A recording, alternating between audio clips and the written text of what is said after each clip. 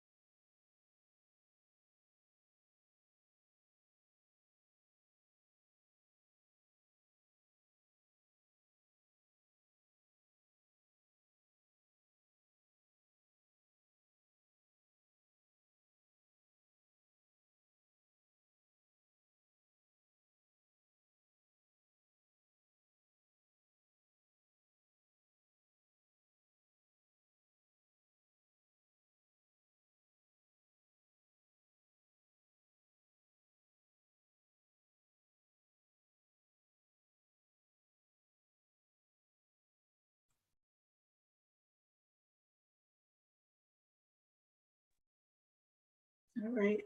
Colleen, are you ready? Actually, I don't. Colleen?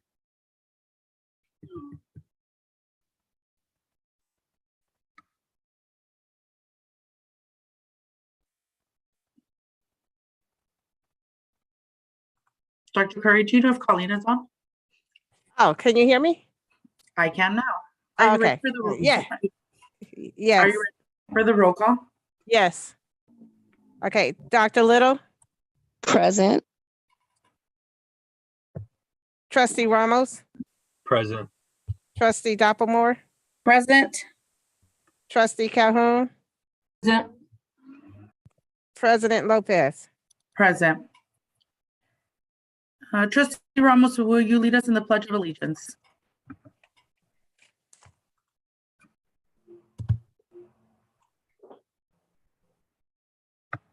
Sorry, my mic was off. Okay, if you could please stand and put in place your right hand over your heart. Ready, begin. I pledge allegiance to the flag of the United States of America and to the republic for which it stands, one nation, under God, indivisible, with liberty and justice for all.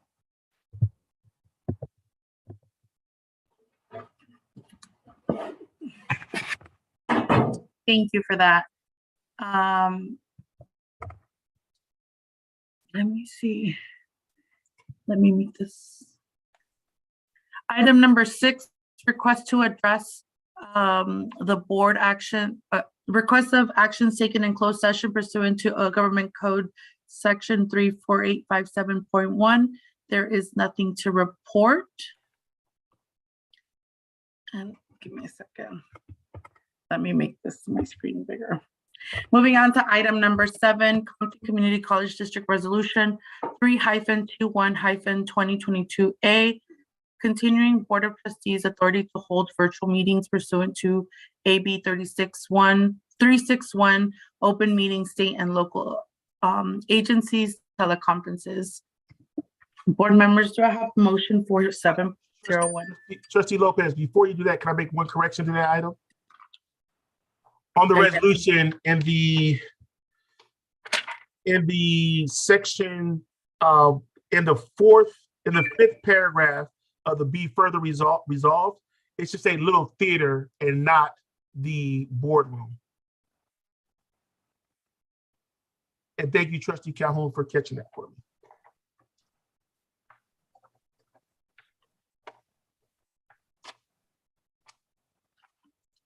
Got it. And this resolution gives us flexibility if some board members are not able to make it when we offer on April 18th, then we have the flexibility for some individuals to be remote.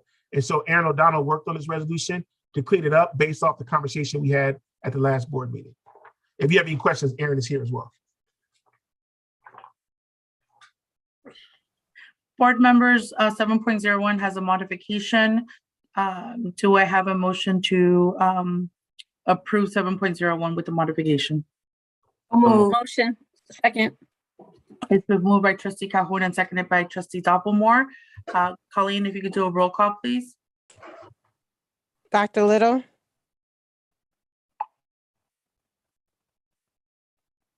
Aye. trustee Ramos, Aye. trustee Dopplemore. Aye. Trustee Calhoun, Aye. Was there discussion? No, Trus- I apologize. You're correct. I'm sorry, Miss Colleen, I need to interrupt the roll call. I did not call for discussion after the second motion. So I'm gonna go out of protocol. If board members can remove their I vote so that we can return to the discussion portion. I remove it. I rescind. I'll Thank you, withdraw. board- I remove as well. Thank you, board members. Is there any discussion? We will start with trustee Ramos. No discussion. Dr. Little? Just one clarification that Dr. Curry indicated in terms of the hybridity option. For clarification, does it articulate if it has to be a posting and all of that, Dr. Curry? No, it does not be posted because the way we crafted it was we're following the regulations of AB 361, and it allows us with the resolves to be able to do it for people to be able to be remote, for some board members to be remote.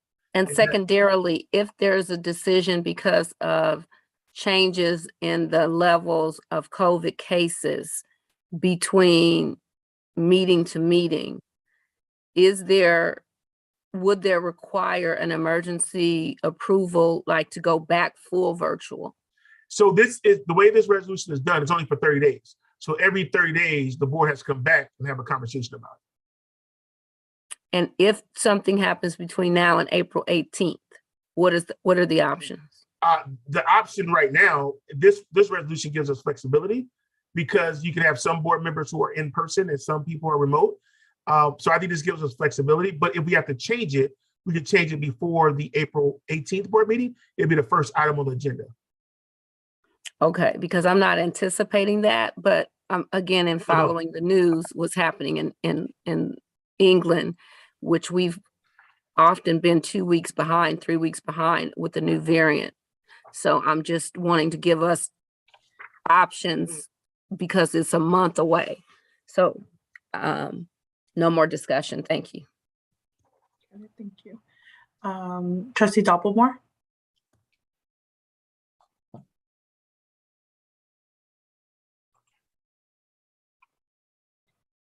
And trustee Calhoun? Did the Board of Supervisors change, and are they back in the open in the month of April that we are aware of, Board of Supervisors? Their first meeting will be in person, I believe the first Tuesday in the month of April, but they've started the discussion in December of coming back during that, right after their spring break. Yes. Okay, and so Dr. Curry, in April, if somebody wants to come to be at the campus, would they be in the boardroom or would they be in the little theater? That's why I made the correction for your catch. It'd be a little theater. So we would be setting up the little theater for in-person board meeting and for any board members that are there.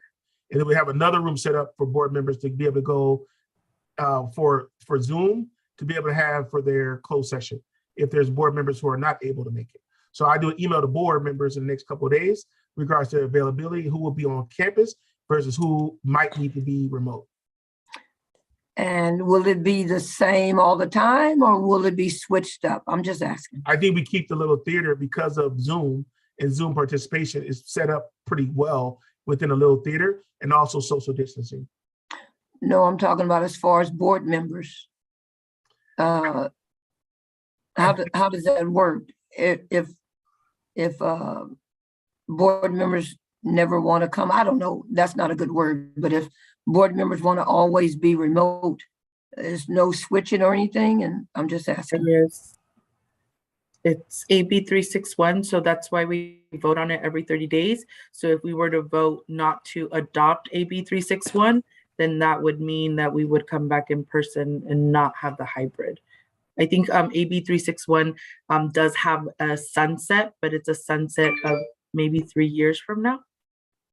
Okay, so what if there is a board member that wants to come in person and the rest of the board members don't? How do you be with the board member that wants to come in person? Is that an Aaron question, Dr. Curry, or are you able to answer that question? I'm gonna give Aaron the first shot at that, then I'm gonna come back and try to make sure I got it right as well. Okay, sure. I'm happy to address it. And good evening, Dr. Curry and board members. So the way the resolution is written is to state essentially that there would be an option to attend in person for both the public and members of the board, for those who may wish to attend in person in the Little Theater, as Dr. Curry has pointed out. Essentially what this resolution does is it continues virtual meetings within the authorization of AB 361 because there is still a basis to conduct meetings in that fashion because, as is noted in the resolution, LA County Public Health continues to recommend social distancing measures, which provides a basis for virtual meetings. But the resolution essentially adds on to the virtual meeting an in-person component for those who may wish to attend in person, whether members of the public or members of the board. So the resolution contemplates that the meetings, at least within the next 30 days, would still be conducted fully in compliance with AB 361, meaning that all of the materials would be posted online, meaning that members of the public would be able to observe and comment online. But in addition to that, members of the public would also be able to attend in the Little Theater if they so desired, as would any board member who so desired. Dr. Curry, is that consistent with your contemplation on this resolution? Do you read it? Correct. Yeah. So just one more. So when the board takes a vote, can one or two board members, if they so choose, still be in person if the board votes to keep it virtual, even though that's in the resolution? I'm just asking. Yes. And the what the resolution states is that I'm just quoting from the resolution language here. For any meetings held via teleconference pursuant to this resolution, those members of the board who may wish to attend the meeting in person shall convene in, now it would say the Little Theater, and those members of the board who may wish to attend via teleconference shall attend via teleconference. And there's similar language for members of the public. Okay, I just wanted to make sure. I know that things are still coming on, but once I'm ready to come back in person. That's just me. That's just my opinion. I'm not putting anything on anybody else, but. And to echo Trustee Calhoun's sentiment, and if I heard her correctly, Aaron, do we have to disclose how soon we can come back to campus? So if, for example, starting the month of April, we wanted to begin coming to have meetings on campus, is that something that needs to be discussed in the motion prior, or that is something that can already occur? No, that's what, if the board adopts this resolution now, that's what the board is doing. So if the board adopts this resolution this evening, essentially what the board is saying is that at the next regular board meeting, I don't have the date in mind, but let's say, 4 weeks from now, whatever that date might be. What the board is saying now is that meeting will be conducted, will be conducted in the Little Theater, and board members who may wish to attend in the Little Theater can show up to the Little Theater, as may members of the public. But the meeting will also have a fully Zoom, a full virtual component as well. So that, let's say if I'm a member of the public and I wanted to, for whatever reason, if I had a health condition, I didn't want to show up to the board meeting, I could do that. I could attend and comment virtually. So the board there would be nothing further for the board to declare between now and the date of its next regular meeting. And individual trustees, they wouldn't have to declare at any particular time. I mean, I think there would be, an opportunity between now and then to work out, who plans to attend in person, or who might plan to attend virtually. But that's that's sort of an operational issue that wouldn't require another board resolution or another board action.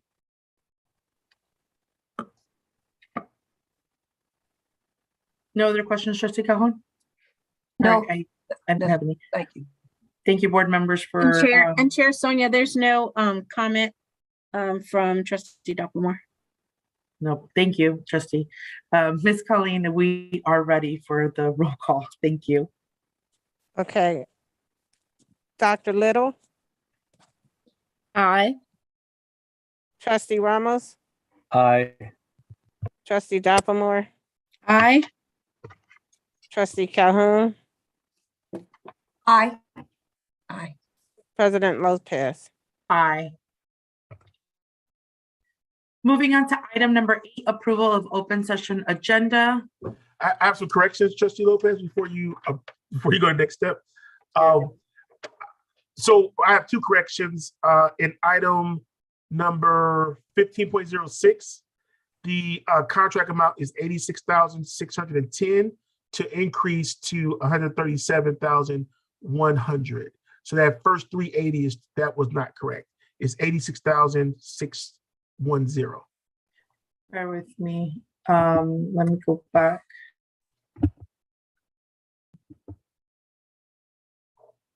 So this is item 15.06. And then the amount is what? The amount is going from $86,610 to $137,100.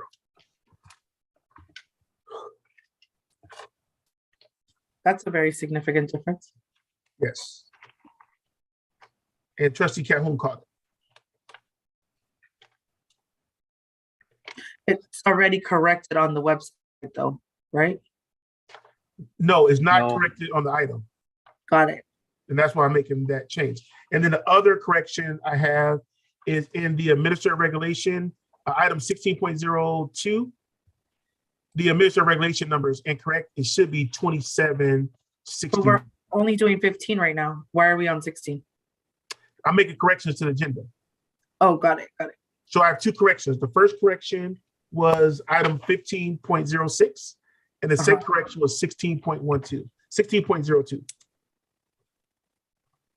The heading says a different board policy number, and the correction number is 2761.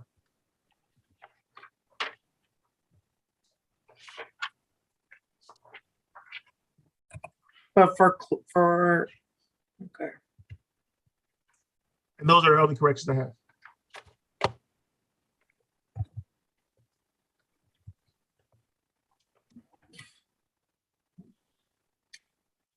Got it. Board members, do we have motion to So move. Second, it's with the been, corrections. thank you. It's been moved by trustee Ramos and seconded by trustee Calhoun. Board members, do we have any discussion? Trustee Ramos, No discussion. trustee Little, Dr. Little, No discussion.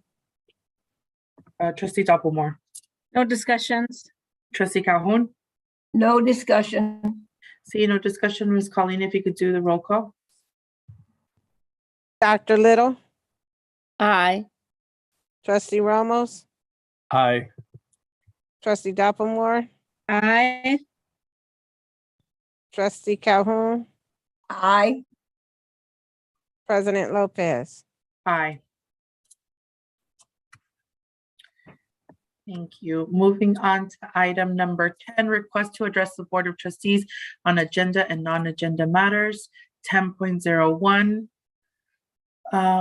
Audience, if you would like to address the board member on agenda and non-agenda matters, we do ask you to type in the words chat in the chat room or raise your hand. If you are calling in, we ask you to press *9 and you will be able to address your comments. Dr. Curry, if you can let me know if we have anyone signed up.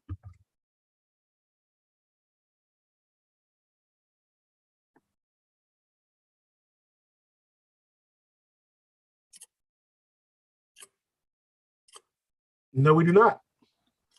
All right, moving to item 10.02, Compton Community College District Board of of Trustees, future agenda item requests. Board members, we will start with Trustee Ramos.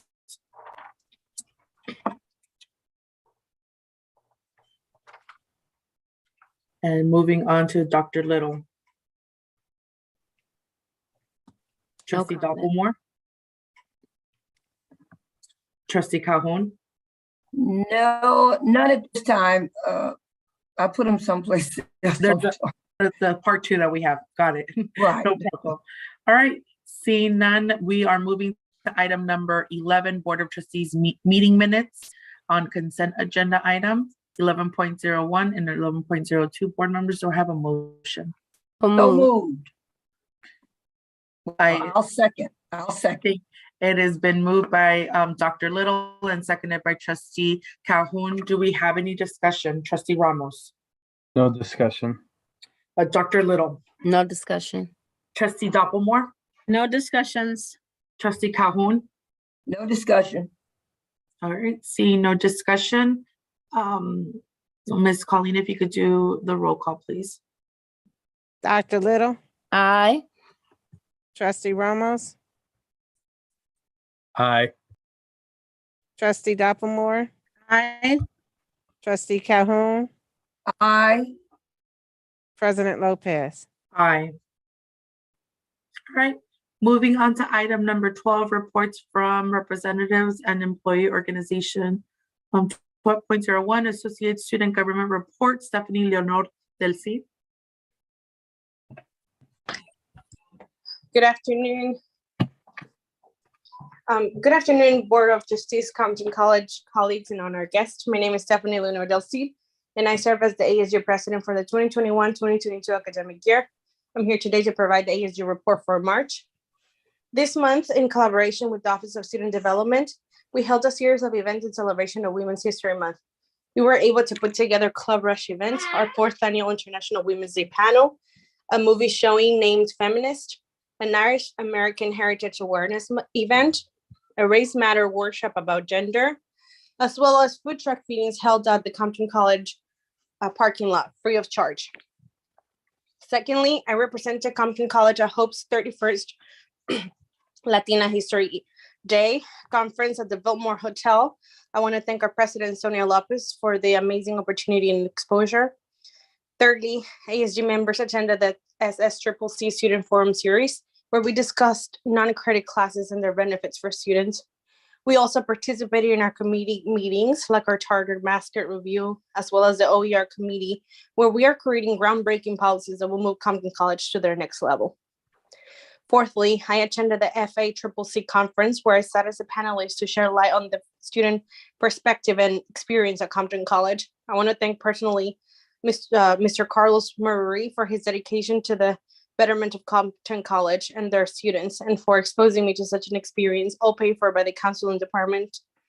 Lastly, ASG got approval to create their very own stole or sash for our commencement ceremony. We'll be sending our draft to the commencement planning committee as soon as possible. We want to thank administration for their approval of such requests and the recognition at commencement for the ASG of our dedication during the 2021-2022 school year. This will conclude my ASU report for the month of March. Thank you and have a great evening. Thank you very much for that report. Moving on to item 12.02, Academic Senate Report. Dr. Minadora Maltavi. Oh, sorry. Thank you very much. Oh, yeah, I don't have a report at this time, as I have a presentation coming up in just a few minutes. Thank All right. you. No problem. 12.03 CCCFE Certificated Employer Report. Holly Schumacher. Did I see?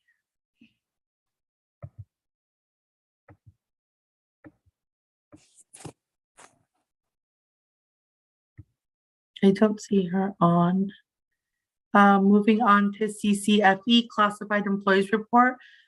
Minqua McKenzie.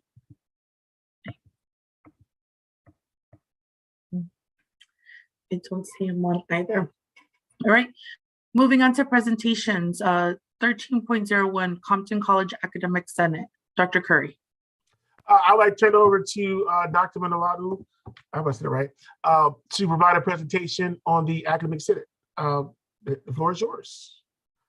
Thank you very much. Good evening, Board of Trustees. Thank you for allowing me this time to give you a brief update on what has been the focus of the Academic Senate at this point, and to also inform you on what is the role of the Academic Senate in college governance. Next slide, please. So these are the three main things I will be focusing in the next few minutes. One, the current focus of the Academic Senate. Two, the role of the Academic Senate in college governance. And three, some future steps or future goals. Next slide. So the first part of the presentation, the current focus of our local Academic Senate. Next slide. There are 5 things that are our primary concern at this moment. One is to infuse diversity, equity, and inclusion in our courses. We have selected to do so by addressing our course outlines of record, also known as the CORs, which are the documents that standardize how each course is being taught. They include things like the course description, the student learning objectives, sample textbooks that should be used for that particular course. So they pretty much set the standard of how each course will be taught, and both full-time faculty and adjuncts follow the COR. So we figured if we infuse the DEI, or the diversity, equity, and inclusion, there at the core of the course, then it's likely to also appear when the courses are being taught in the classroom. A second place where we've decided to focus our attention is the syllabus. Oftentimes, the syllabus is one of the first things that students see when they begin a course. That's one of the first things we cover on the first day of classes. And some of the former language that we used to be very rigid and could be very off-putting to some students and feel like they don't belong there. So instead, we're going to learn how to make our syllabi more inclusive so that when students read the syllabi, they feel like that is a course where they belong. The second focus of the Academic Senate is to continue to work very diligently towards meeting the goal that we have established for our campus, which is to be reliant on OER from anywhere between 85 to 100% by the year 2035. And that is both OER, which is open educational resources, or zero text cost. The third focus is for us to continue providing quality professional development for our faculty so that our faculty can keep growing so they could do the best in the classroom. Next slide. Number 4, we're currently working on, we've gathered quite a bit of data and we're doing some additional research. And by the end of April, we hope to have a list of potential programs that we would like for our administrators to consider to potentially add at Compton College. And the last goal, and one of the most important for us, is to have the Academic Senate be recognized as the main authority on academic and professional matters. And the next portion of our presentation will primarily focus on this. Next slide. So we're moving to the second portion, which is the role of the Academic Senate in college governance. Next slide. During this section, we will focus on 2 main things. What is the legal role of the local Academic Senate in areas of academic and professional matters, and the role of administration and the local Board of Trustees in consulting collegially with the local senates. Next slide.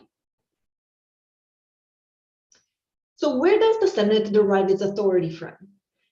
It is AB 1725, which was passed in 1988, which did 2 things. One, it shifted the power of governance from the legislature to the local boards. And second, it involved faculty directly in matters of hiring and participatory governance, and created 10+1 areas of responsibilities that were the purview of the Academic Senate.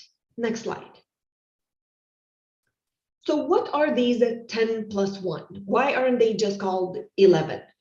These 10+1 are academic and professional matters. They involve things like curriculum, degree and certificate requirements, grading policies. Next slide.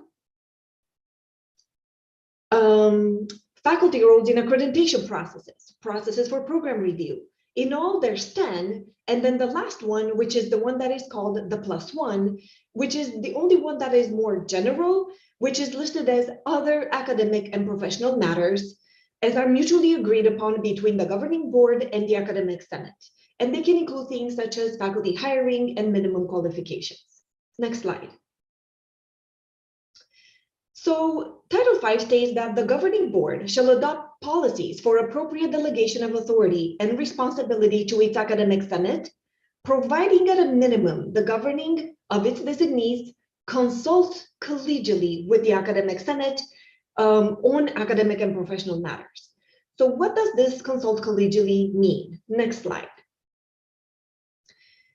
Consulting collegially means that the district governing board shall develop policies on academic and professional matters through either or both of the following. So the district has, or the board of trustees has one of these two options to choose from. It can either rely primarily upon the advice of the academic senate, or it can reach mutual agreement between the governing board and the academic senate. Colleges have the option to choose between the two for all of the 10+1 items.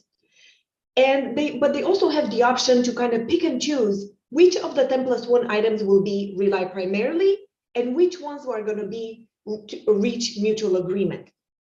At Compton College, all of our 10+1 items are rely primarily.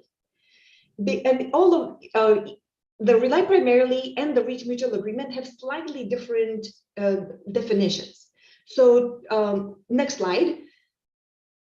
We're going to focus on the one that is applicable at Compton College, and that is the rely primarily. So what does rely primarily really mean? Rely primarily says that the board should, or the recommendations of the Senate will normally be accepted by the board. And only in exceptional circumstances and only for compelling reasons will those recommendations of the Senate not be accepted. And when that happens and they're not accepted, the board or its designee must communicate these reasons in writing. Next slide. We have policy BP 2510 and BP 2520, which focus on participation in local decision making, which give the academic senate the right. Well, it must consult collegially with the board, but we'll see that when it comes to academic and professional matters, the academic senate gets to be the final voice. Next slide.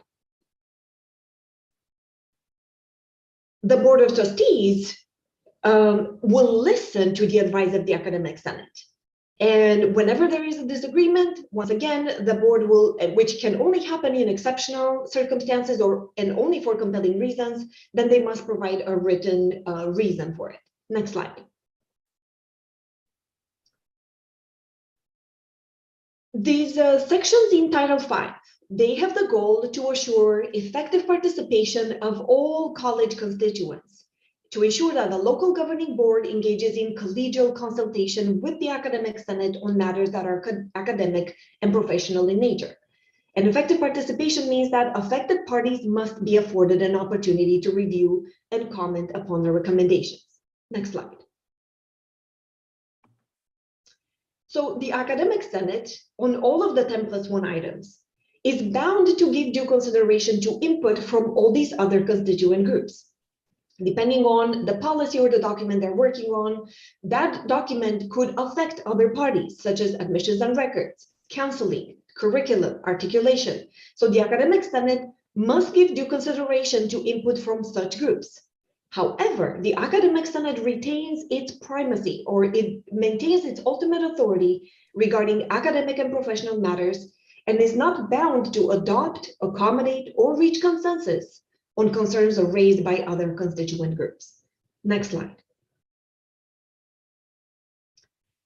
In another section of the Ed Code, which guarantees that college constituent groups the right to participate effectively in discussions of matter that may impact them, the local administration and the local academic senate are obligated to hear and give due consideration to other voices within the college. However, the local senate, once again, is not bound to accommodate to other voices, and not on any items that fall under the 10+1. Next slide. So the delegation of authority places the local academic senate in a unique position. The local senate president has direct access to the board agenda without filtering by administrators. or it should. And the voice of faculty must be given primacy or utmost authority on the 10+1 academic and professional matters called out in the Educational Code and Title V. Next slide. So again, although the Senate will consult with other groups, including the district and other constituent groups on our campus, expecting that these other voices would be considered equal to that of the Academic Senate in college or district decisions regarding any items that fall under the 10+1 violates both the spirit and the letter of the Title V regulations. Next slide.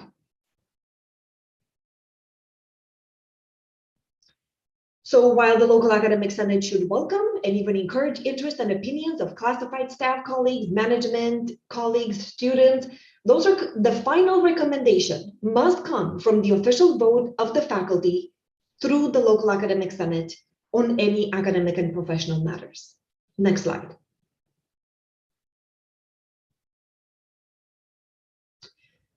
So the last portion of my presentation, which will be short, what are some next steps? Next slide.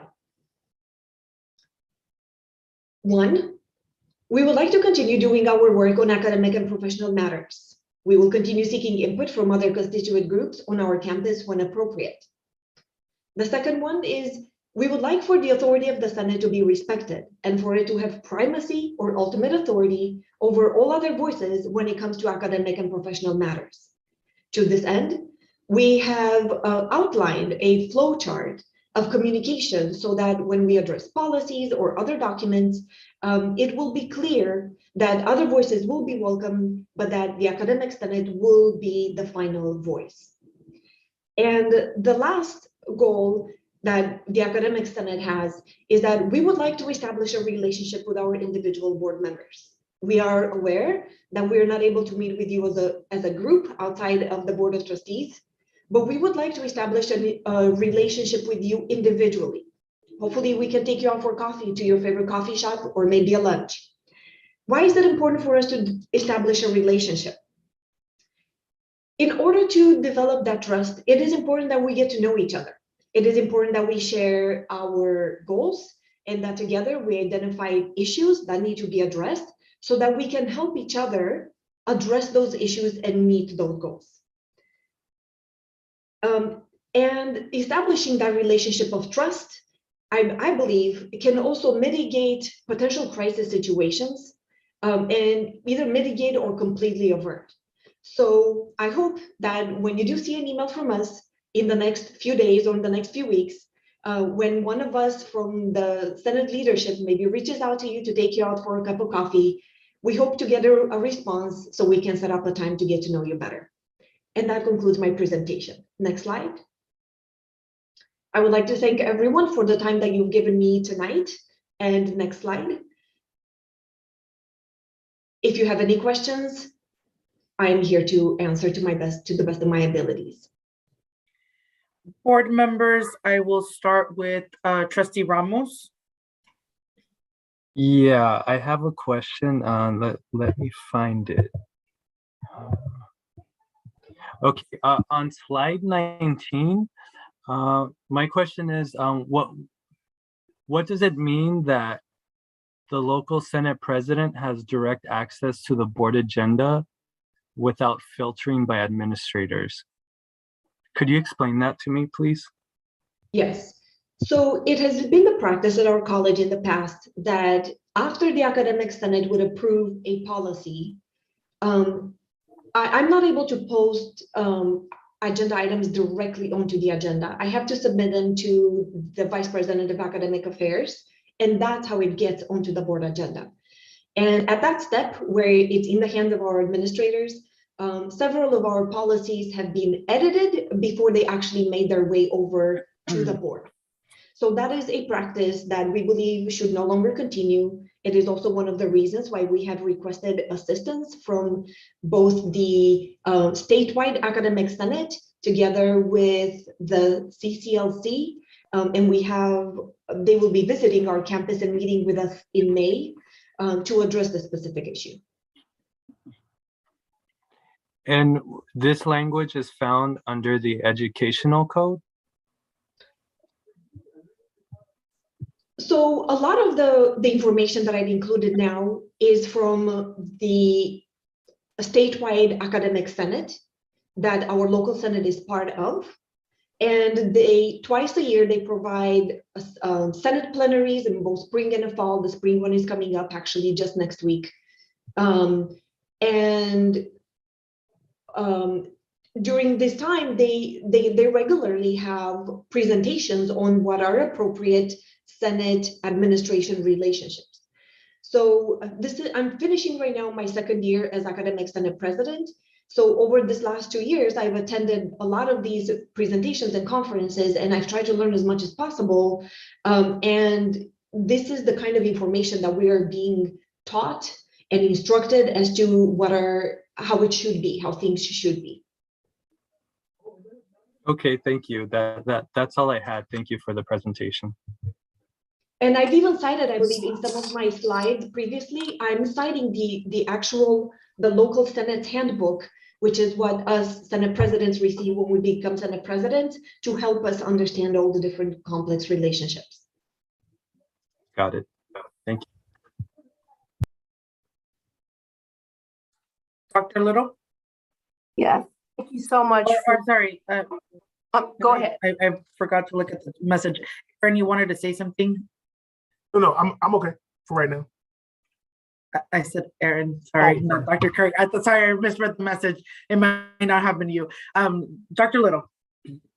Yes, I wanted to say thank you for the presentation. I too had a couple of questions. I believe it's on slide number 4, where you talk about item number 1. If maybe you can give me some examples of what the Senate is currently doing for A and B. That's my first question.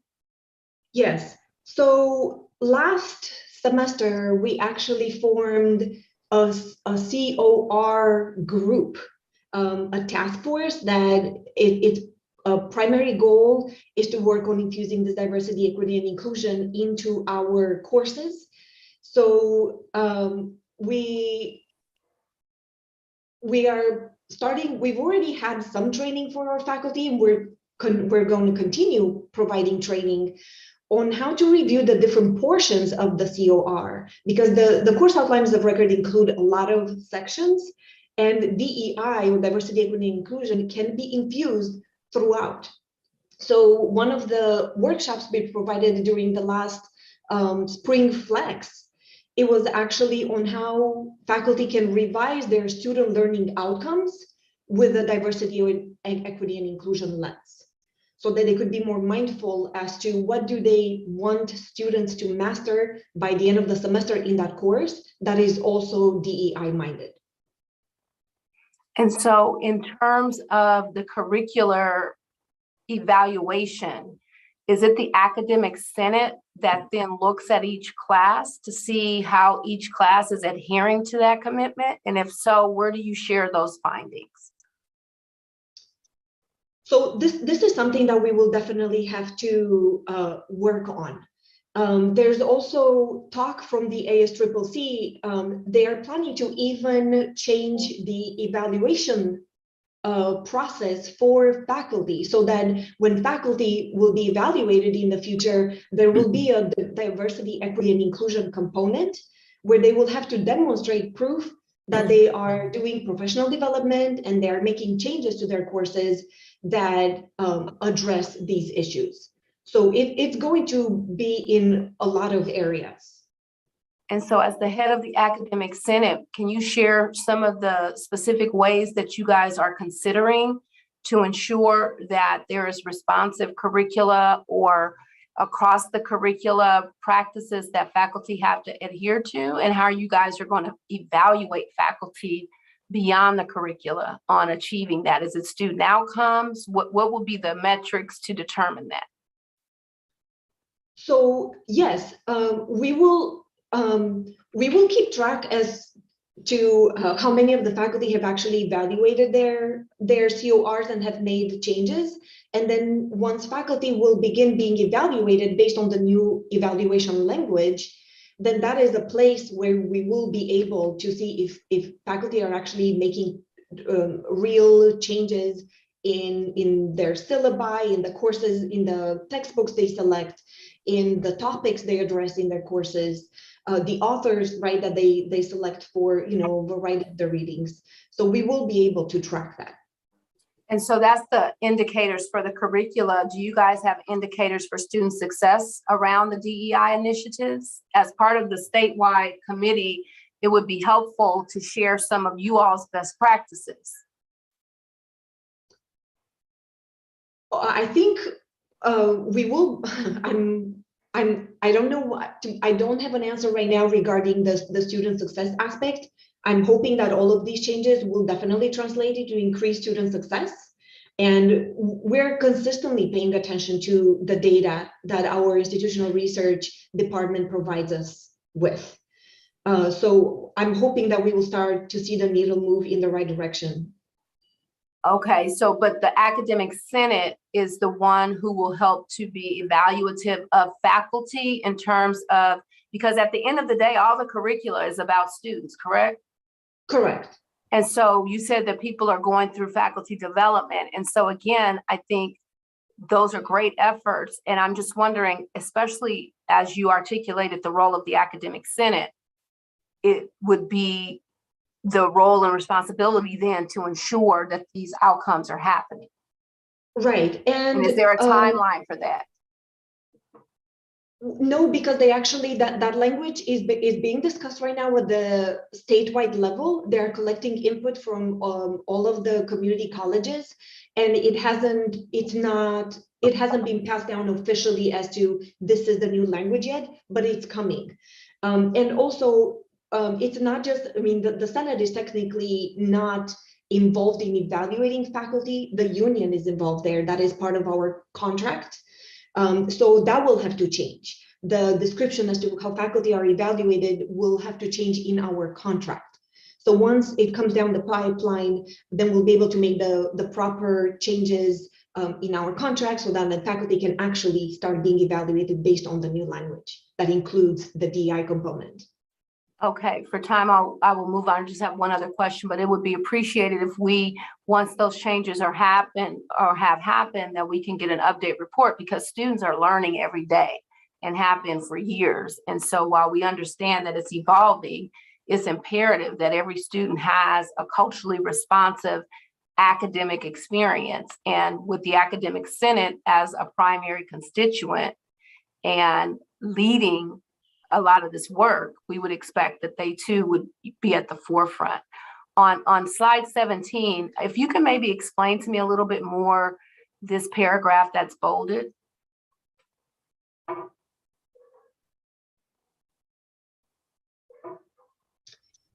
Right. So the first sentence, it just says that the academic senate is bound to give due consideration to input from other constituent groups, but that the academic senate retains its ultimate authority to either accept or reject those suggestions. So it does not have to reach consensus with those other groups. It does not have to accommodate to those other groups. It does not have to necessarily adopt the language proposed by other groups. It will give those groups and their voices a consideration, but at the end of the day, the academic senate remains the ultimate voice on these academic and professional matters. Okay, thank you for that. And it goes right back to the question that I was asking, because if that's the case, when we see that a lot of students, especially students of color, who are not asking for anything special, but really concerned about their overall academic experience, from this, it suggests that if the academic senate has primacy regarding academic and professional matters, they also have full responsibility, right? And so what if student constituent groups are asking for change because either they don't see a full reflection in the faculty or in the curricula? Is this saying that the academic senate, no matter what, retains the right to ignore that or not be moved or made considerations for that? I just want to be clear because you said by other constituent groups. Is that including student constituent groups? That is correct. Yes. Okay. Yes. Okay. So basically the faculty have ultimate around any of these core issues that affect students. And if they so choose, do not have to modify or adhere. Right. Okay. Although our academic senate has been sensitive to student needs, and even before this language from the ASCCC regarding faculty evaluation and how that's going to change in our contract, that portion of the contract was not being negotiated this past year, but we've even talked, and we didn't know this last year, we didn't know that this language was already going to come down so soon, which is great news.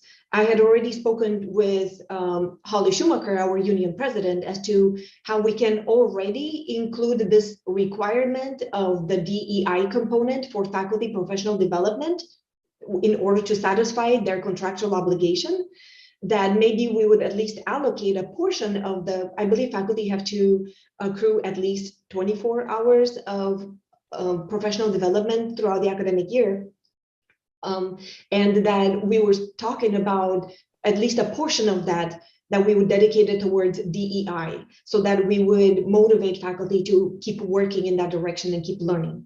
So our Senate will not be a roadblock in anything that would benefit students, where wherever possible, we try to be ahead of the game. And I was really glad that actually the academic senate will be sending out this language, and hopefully it will become part of our contract. Okay, thank you. As I think our school administration and Dr. Curry, they have been focusing on that a lot as well. And again, going back to the 10+ law, and especially number 5 around student preparation and success, I think diversity, equity, and inclusion is not something new. That should be at the center of any academic endeavor, because it's important, the narratives and the ways in which we teach. So thank you for your presentation. We look forward to the updates on when those changes will begin to roll out. Thank you, Dr. Little. Moving on to Trustee Doppelmore. Yes, thank you, Chair Lopez. Yes, hello again. Thank you so very much for the presentation this evening. I just had a question about with students coming back to campus, and we also have members of our community post-COVID that are looking to reclassify and looking for new careers and work and employment opportunities. You mentioned on one of the earlier slides, or one of the previous slides, about the programs that you guys are looking to propose. Can you share with us some of the viable programs that you guys are taking into consideration, and will come back as part of your proposal and your update to us? And even if it's not a specific area, if it could be, if it's, say, for example, if it's in STEM, if it's in engineering, if it's in healthcare, if you could just share a little bit high level some of the programs that you are looking to propose. So at this point, last semester, we had a brainstorming session where 16 different potential programs emerged, but it was just a brainstorming session, and a lot of the suggestions at the time were not based on data. So this semester, we looked at the list again, because now we want to do the research, and we don't want to waste our time researching things that are really not viable. So we've narrowed it down to 8 or 9 different programs that we're considering. One of them is respiratory therapy. One of them is speech language pathology. I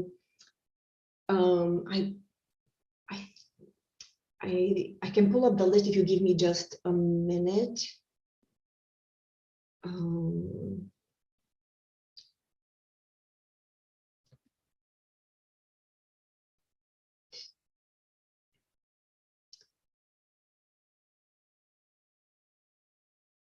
I know I think urban horticulture was one of them.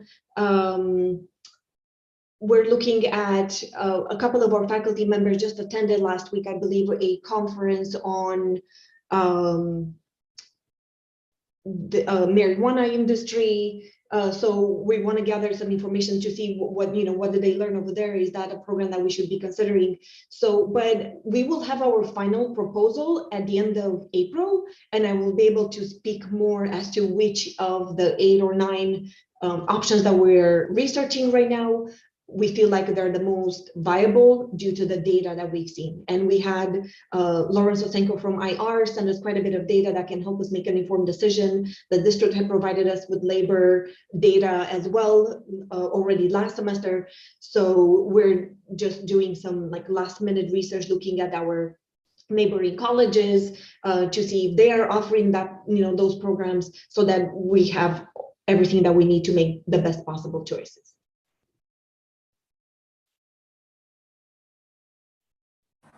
Thank you. Thank you. Trustee Calhoun? All right. I'm sorry. I have to go to another room. I'm on 2 Zooms. Hi.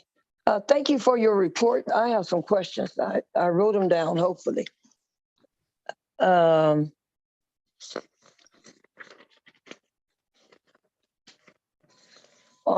page 4, can you go to page 4, please?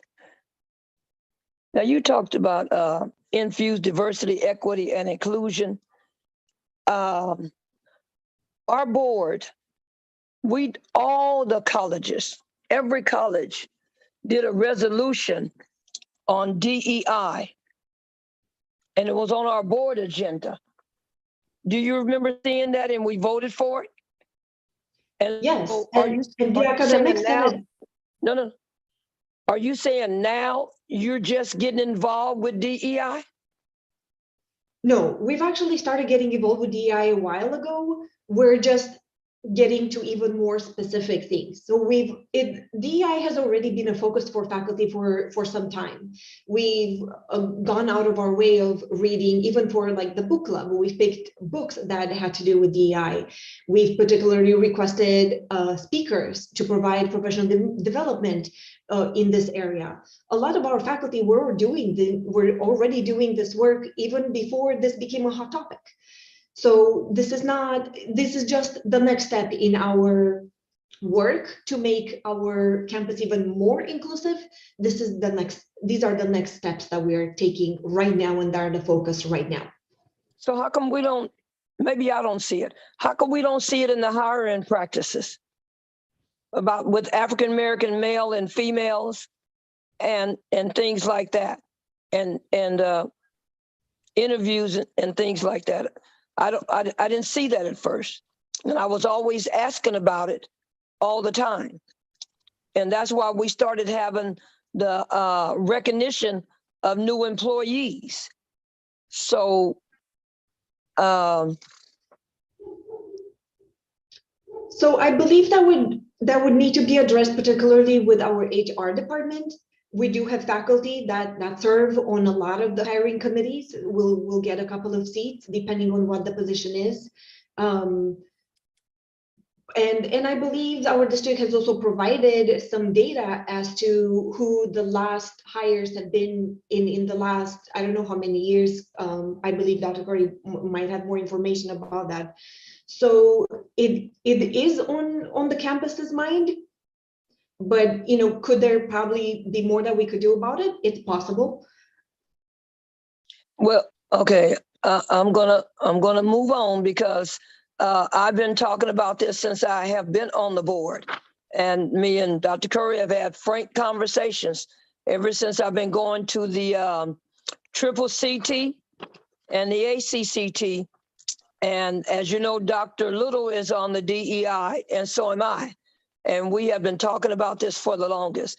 When you say on the same page, meet the open enrollment resources, how are you delivering OER? How are you going to deliver that to the students? We already have a number of faculty who have identified open educational resources. They are textbooks that are available online. and that students don't have to purchase. And the number has been growing because we have made it even more of a focus, and we've started providing professional development as to the benefits of OER, what OER are available. A lot of faculty may not know that there are quality textbooks and oftentimes several textbooks that they could choose from for their courses. And there are now entire libraries of textbooks on specific subjects. So for example, one of them is LibreText, where I teach communication studies. Let's say I'm looking for a public speaking textbook. I will find 6 of them. I don't even have to just adopt one of them. I can actually curate. I could take chapter 1 from one book, chapter 2 from another, chapter 3 from another, and pull them and create my own textbook, because those were the chapters that I thought were the best, and then provide those to my students. So it's been a focus in our country, and the resources have just grown exponentially in the last couple of years. And now that a lot of our faculty have become aware of what's out there, a lot more faculty are transitioning to open educational resources. So are you asking the students? Are you asking the students about the books that are good for them? No, students, I don't believe that students are the experts of our content. But I believe the students purchase the books, right? The students have to read the books. The students have they ever had any complaints like they wish the book was different or more easier or whatever? that is not the focus on whether the books are easier. We want to make sure that students don't have to pay for them, so that they don't have to spend their little bit of money or hard-earned money on purchasing a textbook for $150 or $450, when an equally good textbook could be available for free.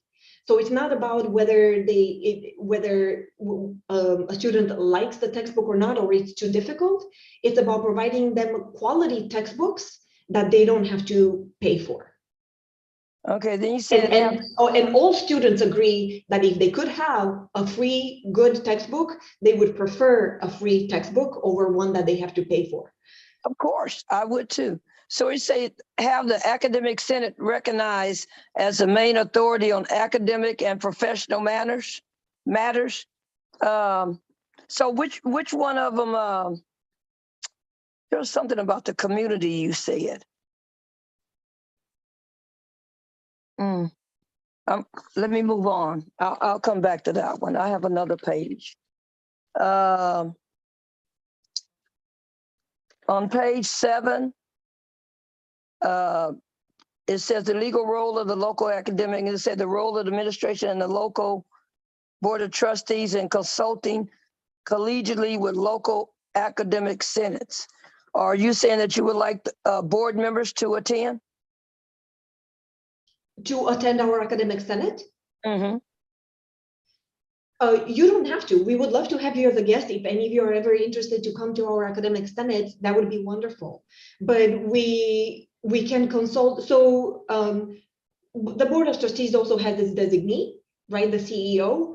And on a day-to-day matters, we most of the time interact with Dr. Curry instead of the actual trustees. So, and we do consult on a variety of issues.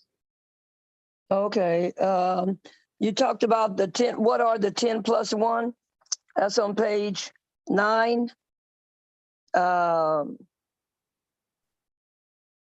Where it says the Senate. Does the Senate faculty have complete control over that? That is correct. So nobody can touch that. Unless a policy that the Senate is putting forward is placing the district in jeopardy in some way, where they might be either like financially liable or legally liable for something like the language used is only in exceptional circumstances and for compelling reasons, and those are they're not specifically delineated as to what that means. So given that there have been some contentions, maybe that would be a step that we could take at the college, is to outline maybe or provide some more guidance as to what constitutes compelling reasons. Okay, can we go to page 12? And on that, I'm just curious, you have two items, rely primarily, and then you say the second one is reach mutual agreement. What do you want, number 1 or 2? The college has already chosen long before my time that it was going to I be know, rely primarily for I got that. all campus I one got that. items. Which one do you Yeah. prefer? You like both of them or neither one of them, or you want them to I be prefer changed? rely primarily. I prefer rely primarily. Okay, you like number 1. Yes. And so you don't want to reach a mutual agreement at all? I'm just asking. I want to be clear. You like number 1. I prefer that we maintain the rely primarily option. Okay. Page 13. It says, if not accepted, board designee communicate its reasons in writing if requested. Is this the same thing, mutually or primarily? So this is these are some steps that need to happen when a district has the rely primarily as the option. So when I got it.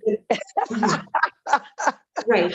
I So, and got it. Dr. Curry has been since Right, I I became got it. Senate Not President. mutually. I understand now. That's why I asked it again so I could better understand it. Thank No you. I problem. understand that. On the one where it say board policy 2510 and board policy 2520. 2520.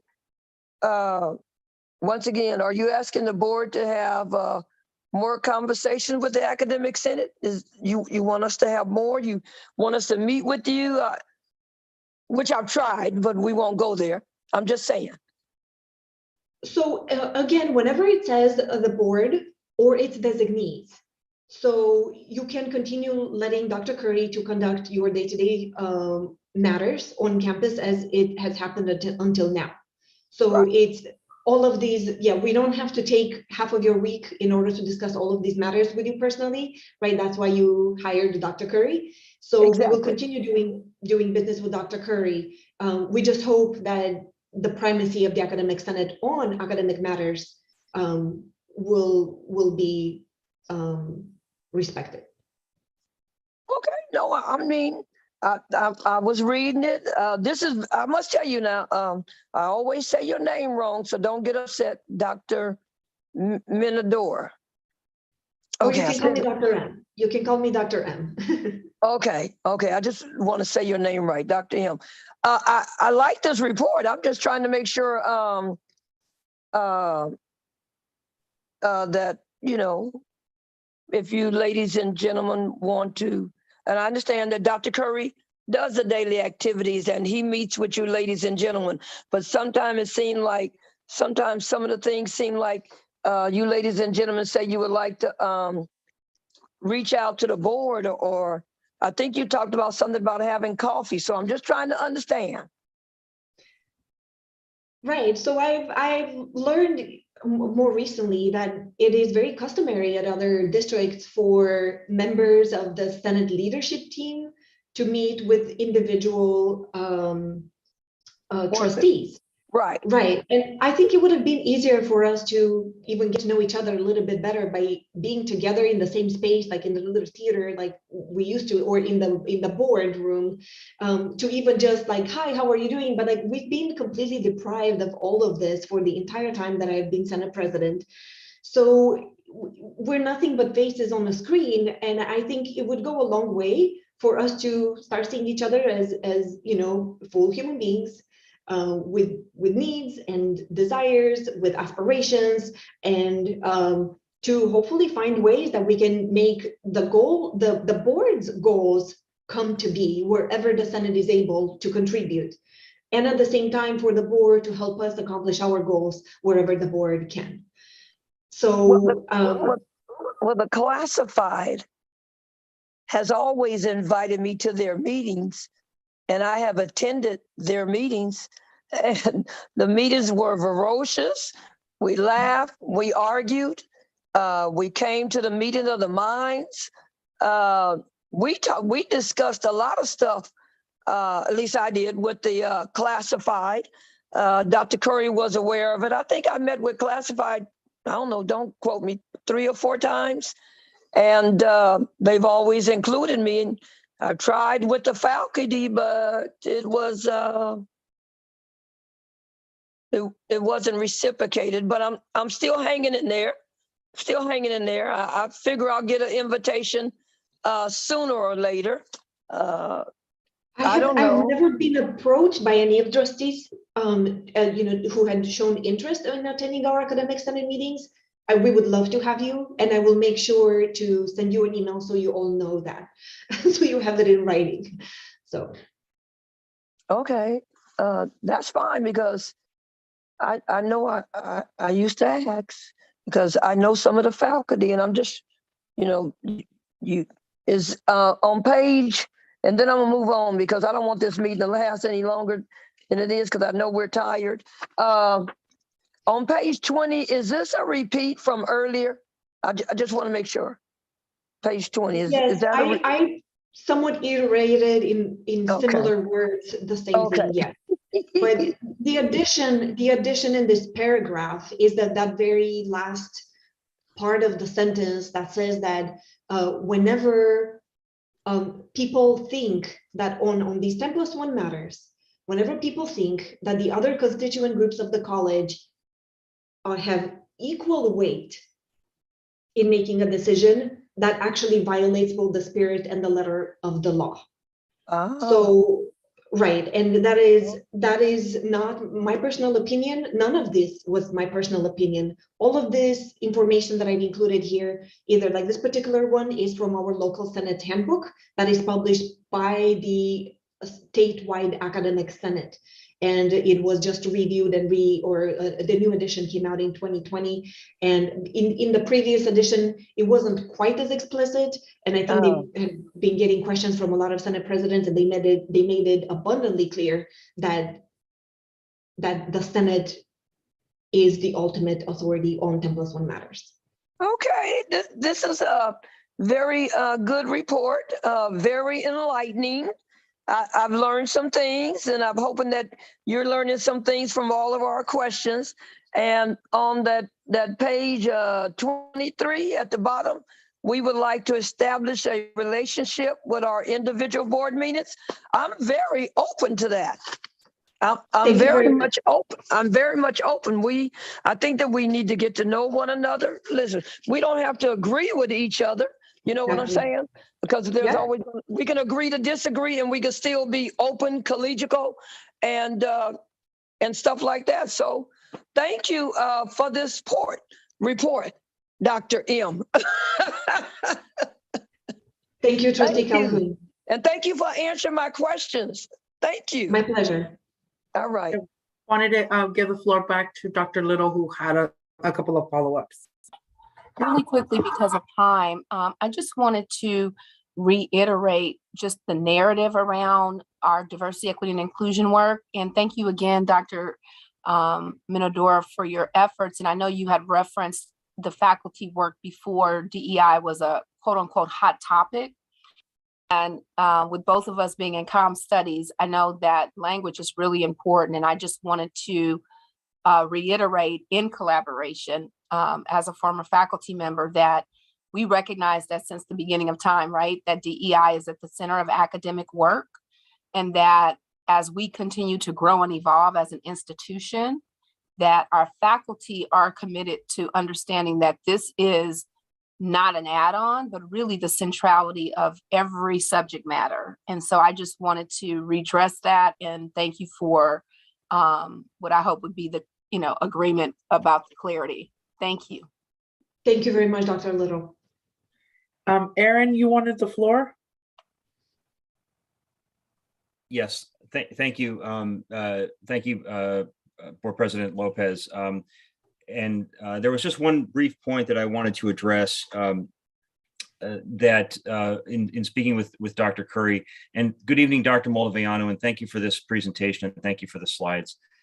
There's already been some discussion on this after the initial presentation, but just as a point of clarification, I think from the administration's perspective, the phrase that was used sometimes in the discussion this evening was that the academic senate has the final word or is the ultimate authority on the 10+1 matters. And I think that the statement that the board policy 2510 and 2520 reflect the division of authority as is contemplated in the education code and as is contemplated in the Title V regulations. I think just as a point of clarification from the administration's perspective, the specific sort of nuanced statement that's in the Title V regulations is that the board will consult collegially, and that as Dr. Moldoviano has indicated, at Compton, the mode of collegial consultation that has been selected is the quote unquote rely primarily mode, as opposed to the quote unquote mutual agreement mode. And so I think from the administration's perspective, there would be a distinction between the final word, so to speak, and the rely primarily mode, which has a specific meaning as is stated in the Title V regulations that has been covered this evening.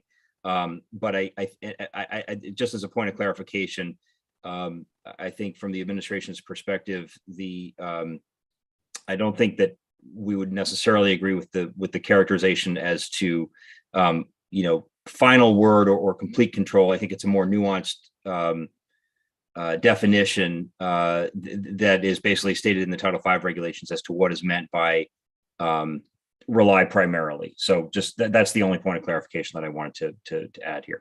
Thank you. Thank you, Dr. Moldoviano. Thank you. And this different interpretation, I guess, of the law is that what led to us requesting that collegiality in action consultation meeting, right, that's coming up in May. So hopefully we will all get clarification and we will all be on the same page after that meeting so that we can close this matter. But I also think it's important, I'm sorry, Trustee Lopez, it's important that as Dr. Minador today stated, is that the district has responded back to the Academic Senate regards to issues or concerns based off a recommendation that brought forward. So we have put it in writing as required by Title V and also as required by a collaborative governance document. I think that's very important that was stated, and Dr. M said it, we've been doing that and we have done that. Now, when the Senate does come up with policies that we do not agree with, we have put on a board agenda what the Senate has requested, our rationale for rejecting or accepting their recommendation, and then the board has the opportunity to accept or reject whatever we brought forward. So I want to make sure we've been following the law as stated. Right. The Academic Senate felt that in some of those circumstances, it was more of a matter of preference rather than exceptional circumstances or compelling reasons. One that I can think of, it was that the other recommendation had come from the Deans and Directors meeting, and there was no exceptional circumstance or compelling reason. It was just preferred language, and the Senate should have had its primacy on right. So we understand when there are indeed exceptional. But let's be clear about that. We did provide to the board and to the Senate the reason why there is an issue with the language. It wasn't by preference. There was reasoning behind it. If you go look at the previous board meetings when that did occur, we put the reasoning behind it. We put the statements from the Senate. So it's not like it was ignored. There was a reason, and a compelling reason was provided to the Senate. It wasn't a right. And that was why I felt that the board should maybe know what the role of the Senate is. So hopefully next time that they have competing versions of a policy and it's not a true exceptional circumstance and it's not a true compelling reason, hopefully they will allow the Senate to do its law given right, I guess.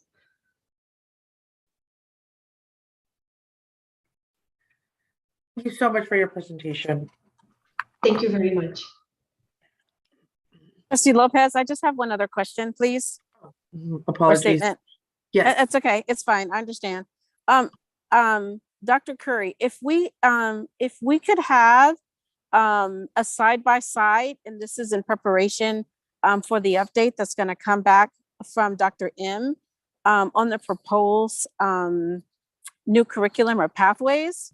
is it possible to look at the existing pathways that are currently at Compton College and look at the pathways that are at our K through 12 level and see the comparison side by side, so we can identify where the gaps are in the current in the current pathways that we have, and also look at the number of students that are actually participating in those pathways.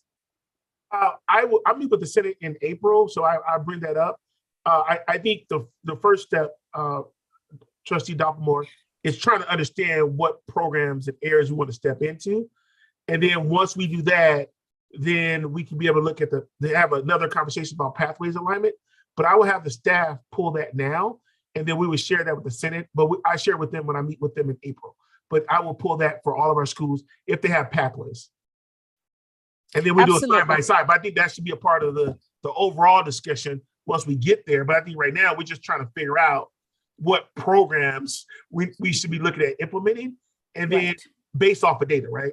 And then yes, exactly, to the high schools. But we can pull that. Yes, there's a couple different ones, but we can pull it. Yes, exactly. It's just to make sure that whatever is coming on to be proposed, to look and see if there is actually a market as students are coming back online. And especially more importantly, now that we have more and more members of our community that are looking to be reclassified, and those that are coming back and looking for new areas of opportunities, because we have a growing population of adult learners as well. So taking into consideration the adults, and as well as the new coming class that is coming into the fall, and or those students that will be coming over into the spring. And that's all I have. Thank you. Before I move on, any other board member have any final comments? If not, we will move on to the next presentation. Lauren, if you don't mind, thank you. Moving on to item 13.02, Compton College Financial Aid, Dr. Curry. Yeah, I would like to introduce Keith Cobb to provide the financial aid update. Director of Finance. Oh, there you go. There. Keith Cobb. See you. Hello. Good afternoon, everybody. I'm here to present about the financial aid update. So next slide, please. I'm going to talk about the CARES/HERF Emergency Fund update, a vaccine incentive update, and the 21-22 financial aid update. Next slide, please.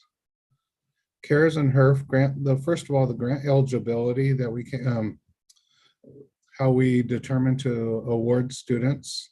At first, when the CARES Act came out, we required a student to be enrolled in at least one unit and have a FAFSA or a DREAM Act application on file.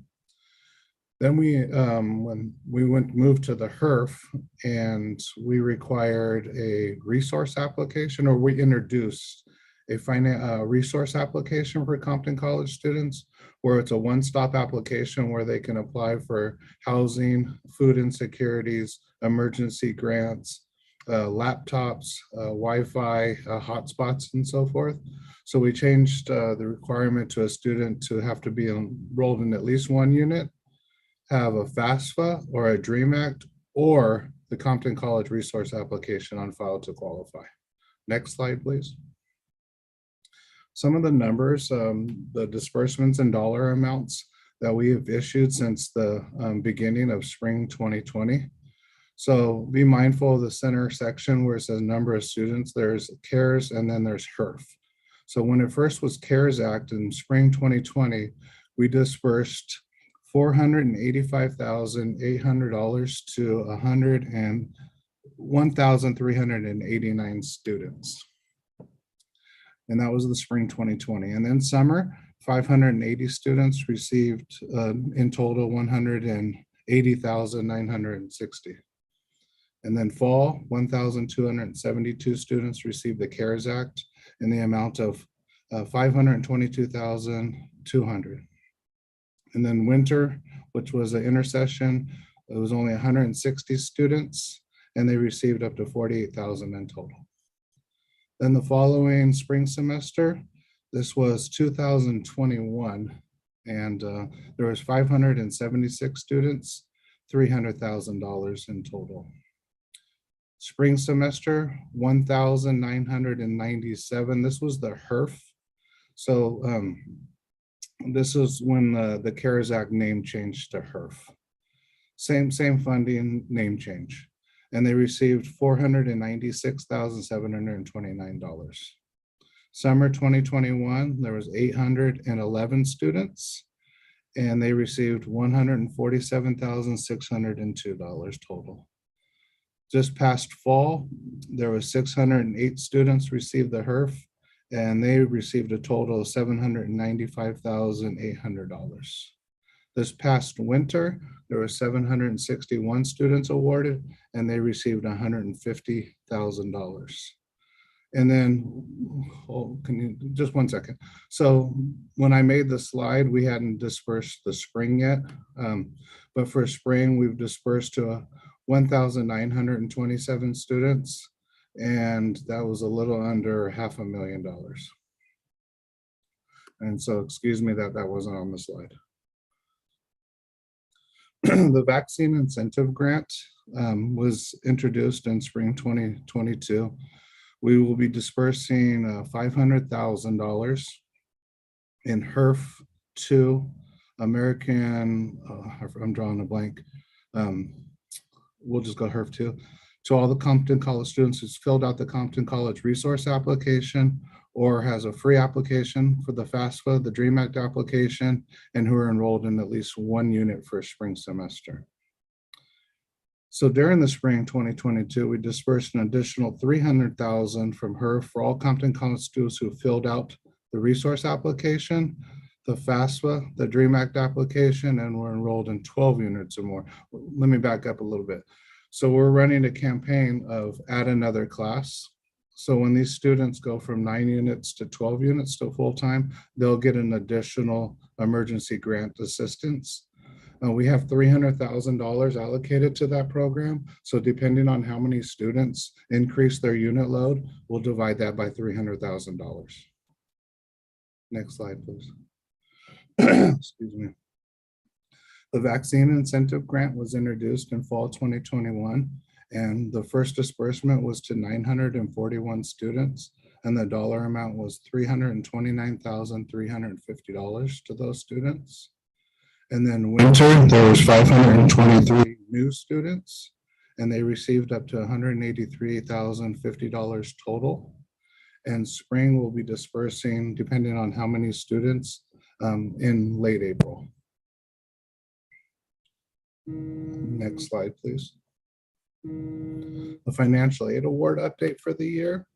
As of about a month ago, the federal program, we've dispersed 1,187 students, a little under $3 million. The federal SEOG program, 532 students qualified, and we've dispersed $92,000. The direct student loans, which is a combination of the subsidized and unsubsidized, we have 31 students, and they've requested to borrow up to $124,000.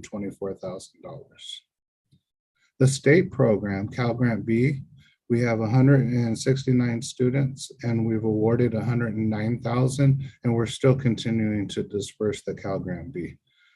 Cal Grant C is a little bit smaller. Cal Grant C is for students in vocational program and enrolled in at least 6 units. And we only had 4 students who qualified for this currently. And that's the award amount is $2,000. There's an additional to the Cal Grant B program grant. So they can't get Cal Grant B and Cal Grant B students with dependent grants. They get one or the other. The student with dependent grant is self-explanatory. So if they're eligible for Cal Grant B and they have a qualified dependent, they're actually eligible for a little bit more money. So they have to fill out an additional application to show us that they do have a qualifying dependent, and then they get the Cal Grant B with student with dependent grant, as well as the Cal Grant C student with dependent grant, the same situation. And then the last one is the Student Success Completion Grant. To qualify for the Student Success Completion Grant, a student must be enrolled in 12 units or more, and there's 2 types of $2 amounts within that program. If they're enrolled in 12 units to 14.5, they're eligible for a certain amount, and then 15 above, they're eligible for a certain amount. So we have 80 students this year that qualify for that, and the total disbursement is $90,000 over the year thus far. We're still continuing to award those students. Next slide, please. Some of the important financial aid dates and deadlines, and the dates are for every year. We just changed the year. So October 1st is when all the financial aid applications come out, the DREAM Act application, the FAFSA, and our Compton College Scholarship. March 2nd is a priority deadline. It's not a drop dead deadline, but in order to be considered for Cal Grant, students must apply for the FAFSA and the DREAM Act by March 2nd. If they don't apply for the FAFSA, the DREAM Act, or the FAFSA by March 2nd, they can still apply for it, but they won't be considered for Cal Grant. For the DREAM Act students who don't apply by March 2nd, won't be considered for the Cal Grant. DREAM Act students are only eligible for state grants, but if they don't meet the March 2nd deadline, then they only qualify for the California College Promise Grant after March 2nd. The last day students can apply for a FAFSA or DREAM Act is June 30th of every year. And the last day they can apply for the California College Promise Grant is June 30th of every year. Cal Grant has an extension of the March 2nd GPA verification, and that's September 2nd. So the first March 2nd deadline is they're competing against all the people in California, all the students. But when it comes to September 2nd, it's an entitlement, or March 2nd is an entitlement program. September 2nd is based off of GPA. So the reason why they have the extension is they see how many students are eligible for the March 2nd deadline. And if they have, when I say if, it's the California Student Aid Commission. If they have extended money and available, then they make it available September 2nd. Next slide, please. The disbursement schedule for spring 2022 was as follows. We always disperse 50% of students' Pell Grant the first Friday of the semester. And then the second disbursement, the second half was March 11th. The Cal Grant, the SCOG, and the Student Success Grant was dispersed on March 11th as well. And then loans we released on March 11th. The reason why we use those dates, it's past the first day where students can add and drop classes for the spring semester, the census date. So we want to get a better picture of how many units they're enrolled in so we can disperse the full amount. Next slide, please. That concludes my presentation. Thank you, board members. Trustee Ramos. No questions, and thank you for the presentation. Dr. Little. Thank you for the report. No questions. Trustee Dopplemore. I'm sorry, my hand was up. Mr. Keith answered my question with his update on the number of slides. Thank you. Sorry, my hand was up previously. No problem. I was going through the roll call regardless. Trustee Calhoun. Yes. On the very last page, it says, when will I receive my financial aid? I had some concerns. I had to discuss it with Dr. Curry. So I will let Dr. Curry inform you about my concerns and everything. I don't want to bring them up here. But Dr. Curry is aware of my concerns about the financial aid. So I will leave it up to Dr. Curry to inform you about my concerns. Okay, fair enough. Trustee Lopez, I'm sorry, I do have a question. Of course. For Mr. Keith. Mr. Keith, I do have a question. You said back in spring 2021, there was a name change.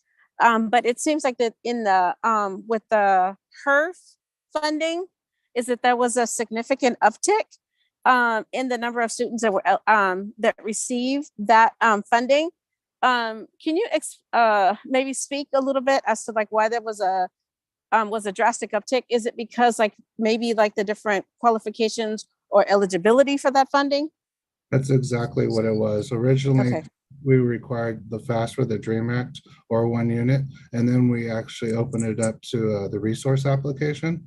So it's either or. Okay, thank you. And are you seeing with the number of students like this incoming class, are you seeing an uptick in the number of the new class that's coming in that would be in the fall? On the number of students that are receiving Cal Grant A, B, the different funding, and I believe it's on the other slide. Yes, definitely. But it's also based off our enrollment, right? So it's a reflection of our enrollment as well as students being eligible. So the lower enrollment is, the lower our numbers are. Because we're really pushing to make sure every single student that attends the school actually applies for financial aid in one way or another. Thank you. Thank you so very much for that. And great job on the presentation and great job on this upcoming class. I know that it's there's just like a lot going on right now. So Yeah, as students are coming back on, just answering their questions and just addressing the different concerns that they have around barriers for college. So again, great job, and appreciate all the hard work that you're doing. Thank you. All right, thank you very much for your presentation. Thank you. All right, moving on to 13.03 Compton College Transfer Center. Dr. Curry. So we have Teresa Barragan, I can't get the last name. Sorry, Teresa, I tried. And also Dr. Cesar Jimenez talking today about the transfer center. Teresa, I saw you here somewhere. Oh, there you go. I see you. Good evening, President Curry and the Board of Trustees. Thank you for giving us the space to present on the Compton College Transfer Center. I know it's been a long day. I got my cup of coffee from our very own Every Table as I'm sipping right here. With that being said, I'll pause there and hand it over to my colleague who will introduce herself and begin today's presentation. Good evening, Dr. Curry, Board of Trustees, and guests. Thank you, Dr. Jimenez. I am Teresa Barragan Echeverria, and I am a counselor for Compton College with the Transfer and Career Center Health and Public Service Pathway students as well. Let's go ahead and go on to that next slide. Here in our table of contents, you're going to see all the different topics that we're going to present today and give you a lot more input on how we're keeping busy in the Transfer Center. Next slide, please. So at Compton College, I'm sorry, if you can please go to the next slide. The Transfer Center and Career Center, we have a shared space, so we have a shared mission, and it's to provide advising and activities for students to strengthen their transfer and career opportunities at Compton College and beyond. And the Transfer Center's goal specifically is to increase student awareness of transfer opportunities so that more students are encouraged, motivated, and prepared to transfer to four-year colleges and universities. Yes, thank you. So here you're going to see that there's a lot of activity occurring in the Transfer Center, a combination of workshops and presentations. Different opportunities for students to meet with university representatives are ongoing. They've been online virtually mostly. Counselors are available for in-person counseling, and in addition to that, in person, as we returned last semester, we're also available virtually via Cranium Cafe and our telephone appointments as well. We're planning several university tours this semester, actually, which include one during spring break. We're going to do an overnight trip to UC Santa Barbara, an HSI campus, CSU Northridge, which provides local area admission to our Compton College students, and to Channel Islands, which is a CSU, one of very few CSUs that is not impacted in the CSU system. We're also planning for in-person celebration of our transfer students this semester, who have been admitted to a university for fall 22. The date is tentatively set for June 2nd. I'm waiting to hear confirmation about facilities. And once we know that, we can say it's a go, and we'll follow up with you, the board, and Dr. Curry in an invitation. We are currently seeking students for summer scholars transfer residential programs. This is really exciting. There are 3 different opportunities that students know about as of now, and they're happening in June. So what will students have the opportunity to do? They're going to be able to experience university life at one of 3 campuses. It's a 9-day residential program at either UC Irvine, Clark Atlanta University, or Arizona State University. And all that's happening in the Transfer Center is continuously updated on our webpage, as well as posted on the online college calendar, so that it's accessible everywhere. Next slide, please. I'm happy to share that I've been working on a Transfer and Career Center shell in our learning management system, Canvas. So the intention is, how do we reach more students, especially in the day of this COVID pandemic, that we were not on campus for a long time. So given that our students are using Canvas in their classrooms and tied to their academics, I thought this would be a really good way to reach them. And so the Transfer Canvas shell is created with a transfer corner. Information is grouped into modules the students are familiar with. The information is grouped into like different sections, and we have titled it Explore, Plan, and Apply, which refers to the different stages that students are in as on their university transfer journey. It's not complete yet though. So once it's complete, the Canvas shell, I'm going to go ahead and make sure that that URL is shared with on our webpage, that it's also shared with students and instructional faculty. Given that it's not an actual course, students will have to self-enroll in this Canvas shell. Thank you. Next slide, please. The transfer events are continuously going on, as I mentioned, but in the fall term, which is usually considered peak season, for the Transfer Center, we have lots of different workshops, but as you know, transfer is a year-round process for our students. So there's lots of opportunities for them to receive information and assistance with the transfer process. Some of those things include like Q&A sessions. Students came in via Zoom in the fall semester as they were, getting ready to submit their applications for either like questions that they were stuck on in the application process, or to get some assistance in a review of that application. We also have guarantee admission workshops so that students know all the different transfer admission guarantee pathways, which includes HBCU for transfer and the UC system options. Those students who are applying to the UCs in particular, part of their application requirement is that they write responses which are titled Personal Insights. So there's a brainstorming writing session that we've offered in the fall semester for those students applying for the UCs. And lots of other different workshops that include like awareness of other options for transfer, which are just not local or in-state, but those that are also including out-of-state or private schools. And then there's a workshop that's offered on the benefits of the ADT and how that relates specifically to our CSU transfer interested students. And currently I'm running a lot of What's Next application or What's Next presentations, which are for the students who have been admitted, so that they know like what deadlines are important to meet, what they can expect to know in terms of admissions and enrollment at that university that they've been admitted to. So a whole lot is going on. And then lastly, because of the pandemic, most universities have offered an online option for students to connect and obtain information, guidance about admissions to their university. But the schools that are listed here made special effort in this last 2 years to provide dedicated assistance to Compton College students. We are also in conversation currently this semester. There's a few representatives who want to come to campus and provide in-person visits to our students. So that's exciting. And they'll be doing that via like a tabling event. And we've talked about how a charter village is probably the best place to do that. Next slide, please.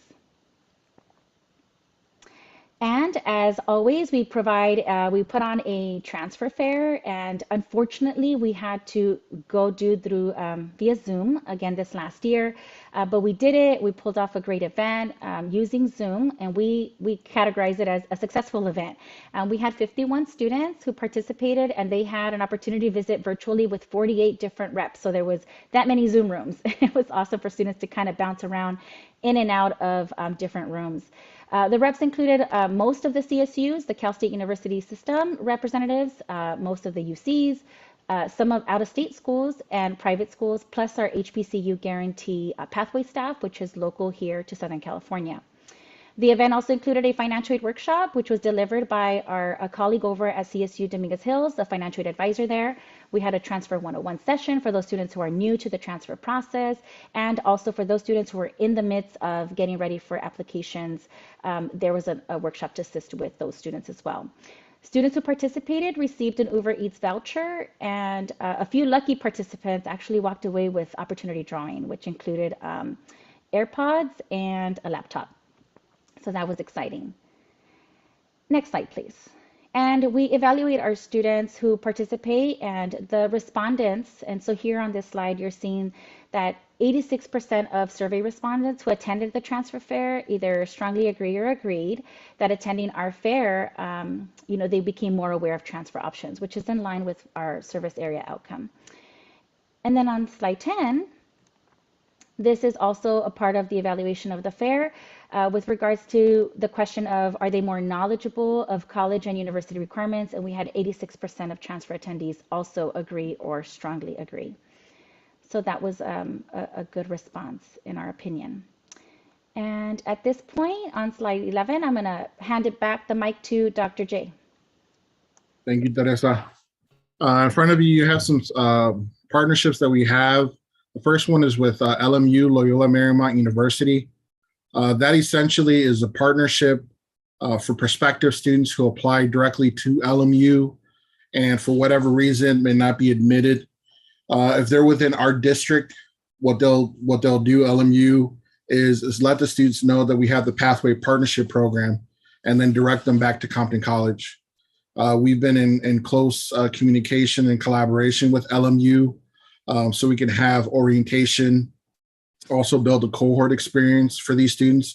So these are essentially brand new students that we might not have had, but now we have through the Pathways Partnership. And I think maybe only 3 other schools have the LMU Pathway Partnership. So that's very exciting. And I will put Teresa on the spot, and that we are the first college to have a video on the Pathway Partnership. So last week, we had the LMU marketing and communications team come out here, shoot some B-roll, and then also interview Teresa. So we will have our first video describing the LMU Pathways Partnership Program. The CSU Dominguez Hills Transfer Hub Project, that's unique. Besides Compton College, there's probably a handful of other colleges, California community colleges. One of the things that I want to highlight is that students, there's actually a pot of money, $150,000 that will be distributed amongst these colleges, including ourselves. And basically, any student who's applied from Compton College to CSU Dominguez Hills, also being admitted, will be eligible for those funds, which is pretty unique. They're going to be distributing the funds through Equity, the Equity app, which we have as well. But being a part of the Transfer Hub project, we've been able to communicate with them on some of the areas of growth, what things are going well. We were lucky enough, actually, from the other California community colleges, we had to create a data sharing agreement and run that by the Board of Trustees. Lucky enough for us, we were the first California community college in that partnership to have that signed and approved by everyone here. And at that time, I think it was named the Movement of Understanding as opposed as the Memorandum of Understanding. In spring of 2021, I believe, we had our faculty to faculty convening. That was really good. But outside of the faculty to faculty, we also had classified professionals, which is good to see. Part of that day, we had a student panel. We talked about the transfer rates, student demographics. We reviewed other student data. We talked about the partnerships that we've had between both schools, and then we had some breakout sessions. So it was really neat to see. The other thing that I want to highlight are the 10 ADTs that we have in Program Mapper. That's been an ongoing partnership with CSU Dominguez Hills, Compton College, our counseling faculty, including our chairs, deans, and our articulation officer. I think, and I could be wrong, but we're the only school that has our maps. So, a student can see what ADT they need here at Compton College, and then look at what the remaining 2 years they need at that 4-year to complete a bachelor's degree. So I want to say we're the only one who has those 10 ADTs mapped out from Compton College to CSU Dominguez Hills. Next slide. So I'm going to keep tooting Teresa's horn and our articulation officer. They've done an amazing job. Some of the trainings that we've had this past semester, also already spring of 2022, and we're hoping for fall 2022, is additional training and strengthening the transfer culture for all of our counselors, full-time and part-time. So we've had trainings on grade policies, legislation and policies around grades, grading symbols, the meanings of those, overview of assist, scenarios, Compton College ADTs, transfer overview, and articulation agreements. So it's been very exciting to have additional ongoing professional learning led by Teresa and our AO articulation officer. Next slide. So now we'll talk a little bit about transfer data. If you could move down to, okay, so here we go. Really what I want to paint here as a picture, you could see CSUs tend to be, the more popular destination, right, for our students from Compton College. The ones that I want to highlight specifically are for CSU Dominguez Hills and CSU Long Beach. And we pulled this data from the Institutional Effectiveness Tableau platform, so this is easily accessible by anyone. And so I just want to highlight the CSUs tend to be the more popular ones. In addition to CSU Dominguez Hills, CSU Long Beach is Cal State LA.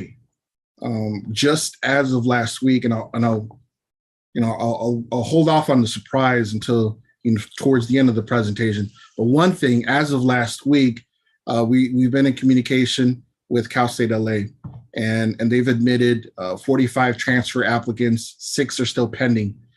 So that transfer admit number may be higher.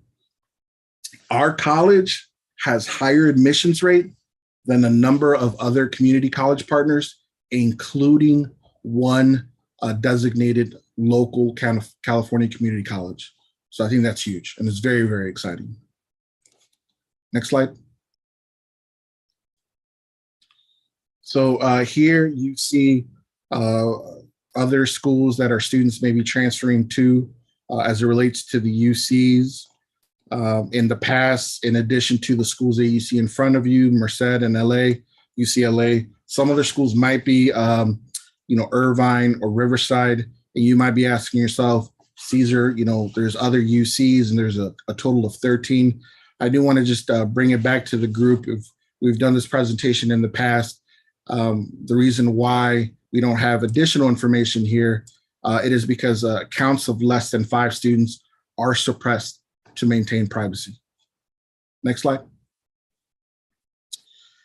So in front of you here, you see the independent and out-of-state transfers, California private, 2019, 2020, 26, and out-of-state, 51.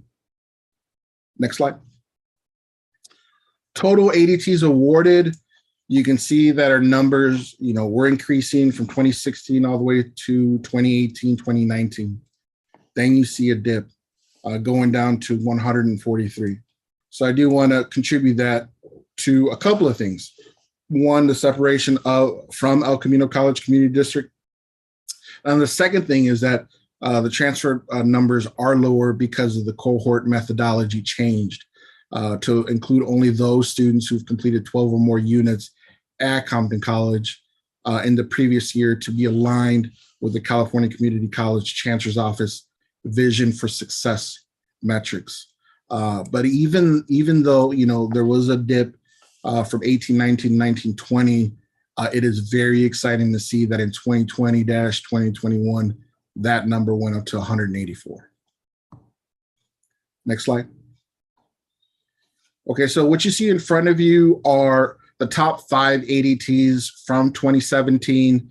And although this is data from 2017, I also want to share that we were able to find the data for summer and fall 2021, which is very, very in alignment with the data you see in front of you.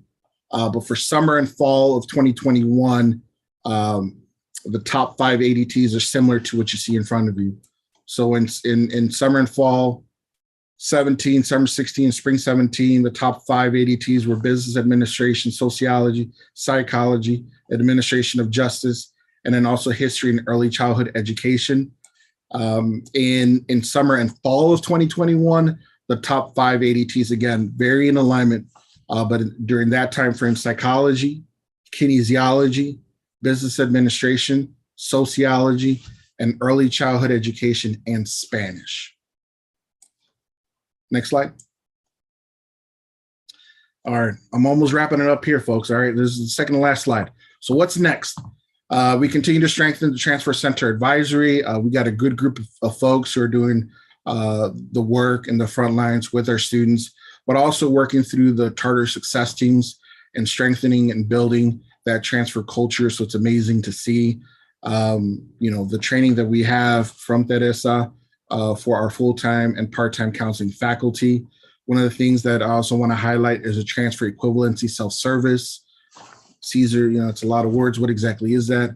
So that's really a platform that we have through Lucian that will allow prospective students to look at what courses they've taken at some of the four-year institutions and how that will transfer over to Compton College. And then students will be able to see this also in their degree audit report. So we're hoping to roll it out soon. What's next? In addition to the LMU Pathways program, also looking at the guaranteed transfer admission agreement with LMU. Teresa, our articulation officer, and myself have had conversations with Cal State LA, and we've talked about making Compton College a local area transfer admission college, which is, again, I'm optimistic and hopeful that will happen. A couple of things, you'll see one here and just two more that is not on the slide, but one of them, beginning the discussion with CSU Dominguez Hills for reverse transfer, and that really is looking at students who've transferred to CSU Dominguez Hills and may not have been awarded an ADT, and how can we create a process and look at those students to see, who can be awarded an ADT. And then a couple of things, 2 items. One, our AO brought to us, and we'll have discussions on Arizona State University articulation MOU. And then the second thing is bringing the HBCU Caravan event back to campus for fall of 2022. Next slide. And I think that might wrap it up for us. If you have any questions, Teresa and I are here. Thank you. Trustee Ramos? No questions. Thank you for the presentation. Dr. Little? Thank you so much for this very comprehensive presentation, and more importantly, for all the great opportunities that our students are garnering, and the great institutions and the diversity of the institutions. As an alum of Cal State LA, very happy to see our partnership and our percentage, as I think it ranks #1 in the country for upward mobility, above and before Harvard, Stanford, and many other great institutions. So really appreciate the work. Thank you so much. Trustee Dopplemore?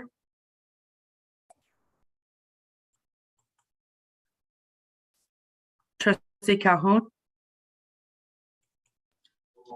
What a fantastic presentation from the both of you. I don't have a single question because you answered you both answered my questions as you were doing your PowerPoint. This transfer, oh my goodness. Thank you both for such a powerful PowerPoint. Thank you. Wow.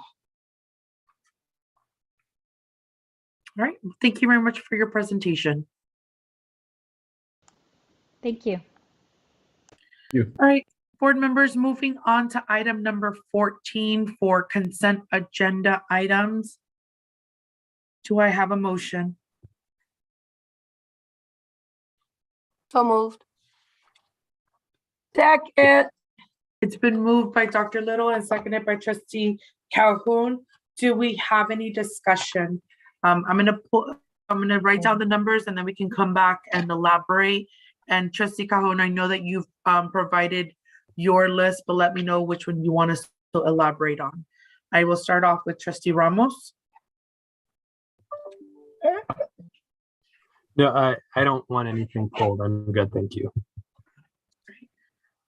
Dr. Little, No, thank you. Nothing pulled. Trustee Dopplemore,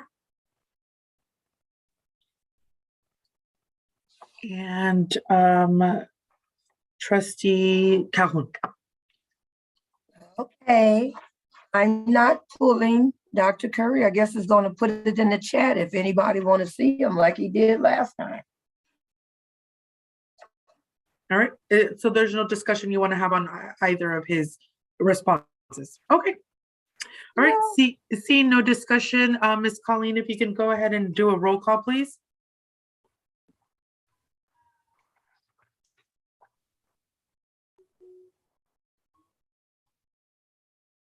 Ms. Edwards? Dr. Little, Aye. Trustee Ramos, Aye. Trustee Dopplemore,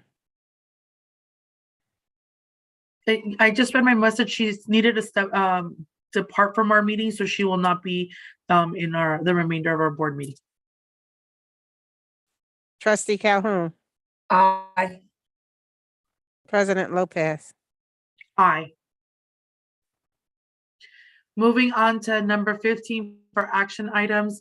Dr. Curry, before I move forward, can you confirm or let the board members know which ones can be grouped and which ones need to be a separate vote? Just so you know, item 50.01, 50.02, 15.06, 7, and 8, 9 could be grouped. However, I do recommend that the board, you can group 15.01, but I recommend not to group that one so the board can be able to ask questions to the student that was recommended by the Associated Student Government. So if the board would take that recommendation from me, that means item 50.01, 15.04, and 50.05 could be separated out. So 2, 3, 6, 7, 8, and 9 could be grouped. Correct. Is that what Correct. All right, board members, do we have a motion to So moved. So moved. Second. All right, the motion on the floor that has been moved by Trustee Calhoun is to group vote 15.02, 3, 6, 7, 8, and 9, and it has been seconded by Dr. Little. Do we have any discussion, board members? Trustee Ramos, No discussion. Dr. Little, No discussion. Trustee Calhoun. No. See no discussion, Ms. Edwards, if you could do the roll call, please. Dr. Little, Aye. Trustee Ramos, Aye. Trustee Dopplemore, Trustee Calhoun. Aye. Isn't Dr. Moore already gone? Yes, but I still call her so I can say absent. And President Lopez. Aye. All right. 15.01 Compton Community College District Student Trustee Appointment. Board members, we have a candidate to be our student trustee. It is Paul Medina. Do I have a motion? So moved. Second. It's been moved by Dr. Little and seconded by Trustee Calhoun. Do we have any discussions? Trustee Ramos, No discussion. Dr. Little, No discussion. Trustee Calhoun. Welcome aboard. Thank you. All right, seeing no discussion, Ms. Colleen, if you could go ahead and do the roll call. Dr. Little, Aye. Trustee Ramos, Aye. Trustee Calhoun, Aye. President Lopez. Aye. All right, moving on to item. Trustee, do I need to swear him in? No. That's going to be done in the next meeting. So he'll be sworn in. As the board asked the last time, was to be able to have opportunity if you want to ask questions or before the swearing in. So next meeting, the board will swear in Paul to the position of student trustee, and his first meeting will be at the April 18th meeting, and we'll do a swearing in ceremony. Got it. Moving on to item, is it 15.04? Correct. 15.04 Administrative Services, Compton Community College District Resolution 0321-2022G, Budget Augmentation for the fiscal years of 2021 and 2022. So move. Second, It's been moved by Trustee Ramos and seconded by Trustee Calhoun. Do we have any discussion? Trustee Ramos, No discussion. Trustee, Dr. Little, No discussion. Trustee Calhoun. no. Seeing no discussion, do you have any comments, Dr. Curry, on this? No. Seeing no discussion, Ms. Edwards, if you can please do the roll call. Dr. Little, Aye. Trustee Ramos, Aye. Trustee Calhoun, Aye. President Lopez. Aye. Moving on to 15.05 Administrative Services, Compton Community College District Resolution 0321-2022H, Budget Transfers for the fiscal year 2021-2022. Board members, do I have a motion? So move. Second. It's been moved by Trustee Ramos and seconded by Dr. Little. Do we have any discussion? Trustee Ramos, No discussion. Dr. Little, No discussion. Trustee Calhoun. No. Seeing no discussion, Ms. Edwards, if you could do the roll call. Dr. Little, Aye. Trustee Ramos, Aye. Trustee Calhoun, Aye. President Lopez. Aye.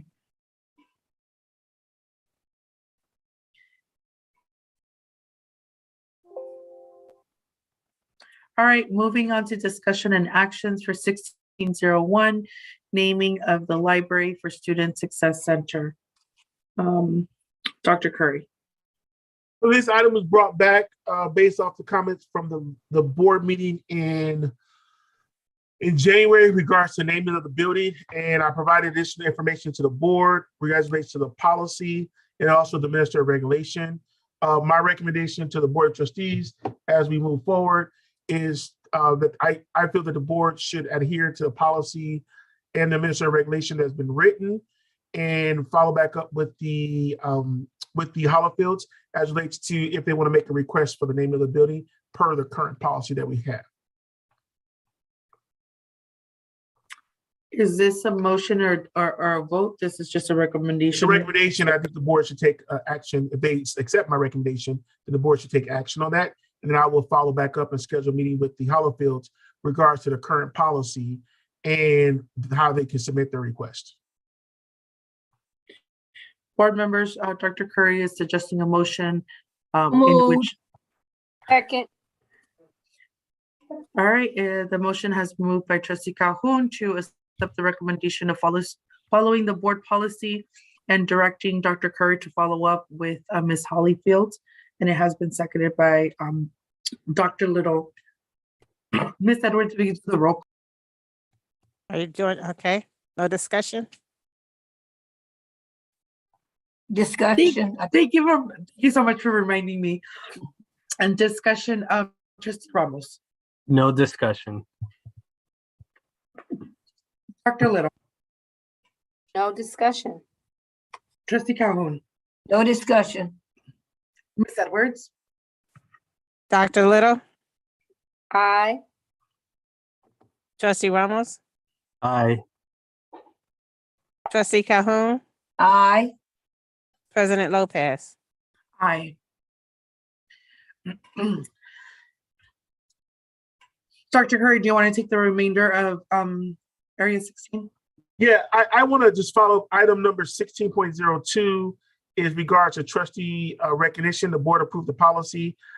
Trustee Calhoun, in our one-on-one meeting conversation last week, asked about having special recognition of Compton employees during certain parts of the academic year. For example, recognizing employees during Women's Month, maybe recognizing employees during Latino Heritage Month, maybe also recognizing employees during Black History Month.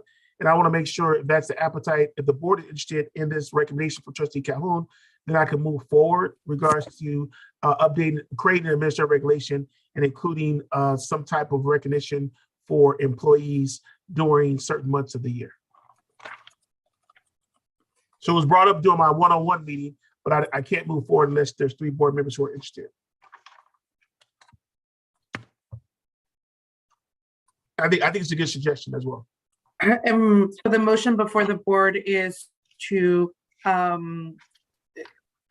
bring back, are you giving us the time frames or like the months that you want to acknowledge, or is it an as need basis? Like help me understand so I know how to phrase this for the board members. So I think it's more so is the board interested in these type of recognitions for employees, and then from there I can begin to start to craft the policy.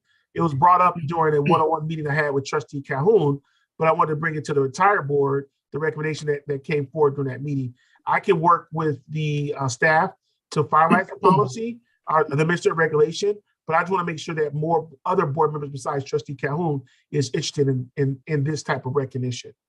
Got it. Board members, before us, we have a motion to direct Dr. Curry to develop a policy and bring before the board in a monthly recognition of various different, how do I want to label it, months that we can honor our employees. So move. It wasn't just employees, was it, Dr. Kerr? Correct. Okay. No, you mentioned employees and community members, sorry. Right. Modification with employees and community members. I heard it moved by Trustee Calhoun and seconded by Trustee Ramos. Is that correct? Yes. All right, moving on to discussion. Trustee Ramos. No discussion. Dr. Little. No discussion. Trustee Calhoun. No discussion. Ms. Edwards, if you could do the roll call. Dr. Little, Aye. Trustee Ramos, Aye. Trustee Calhoun, Aye. President Lopez. Aye. 16.03, Dr. Curry. 16.03 was just an update on the trustee intercession project. We have to do a implicit bias training for board members. And I just need the board members by this week, Wednesday or Thursday, to provide me your availability for a retreat to be able to provide that training. And it could be on a Saturday or it could be in the evening. But from my understanding, the training is about 6 hours. Great. And I will forward the email to the board members in regards to that. Is the training 6 hours straight or it can be broken up? 6 hours straight. Are you requesting an action motion from the board today? No, I will send an email communication. I just want to make sure the board has the updated information about this and then also know about the 6 hours. All right, before we move forward, I want to confirm if the board members have any questions on this matter. Trustee Ramos. Not at the moment. Thank you. Dr. Little? No. Trustee Calhoun? Is this 1603? Correct. I thought 1603 was, I got this, was about the hiring. Yeah.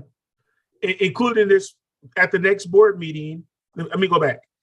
The board wants to have implicit bias training. Trustee Calhoun, you brought this forward for the presenter that provided the training at the conference last summer. We reached out to the individual, it's 6 hours. So I want to let the board know that this is going to be a 6 hour training that's all day, and I'll be providing the availability. I'll be asking you for availability this week for this training. Okay, I just wanted to make sure that was it. Did we do implicit buy-in training with Keenan? No, this is the one from the Dr. Bryant. Do you recall? The one that you recommended? That's the one that the board asked for. Okay, when we went to the conference. Right. Okay. Then how did I mix that up with the classified hiring staff process? Because that's a part of the whole project. So Okay, yes, it was. I'm sorry. It was more than one PDF on the page, and I only picked those two. Okay. So what I've done is I provide an update of where we're at. You provide your feedback at the retreat or the study session where the board wants to be in regards to DEI. And my responsibility next was to, one, provide implicit bias training. And then also at the board meeting in April, you're having a training from Pasadena City College. And I put in your board letter regards to the blind read process and how they utilize blind reading for their application process. Okay, do you have the recording from when we did the town hall so that you can share the one about the class, the hiring? Yeah, and I included in my response to you that. Right, I saw it. I just want to make sure that was all. Correct. Okay, so board president, what you looking for, a motion or no motion? No, I was just giving the board members an opportunity to ask their questions before we move forward. It was just an informational item. All right, moving on to 16.04.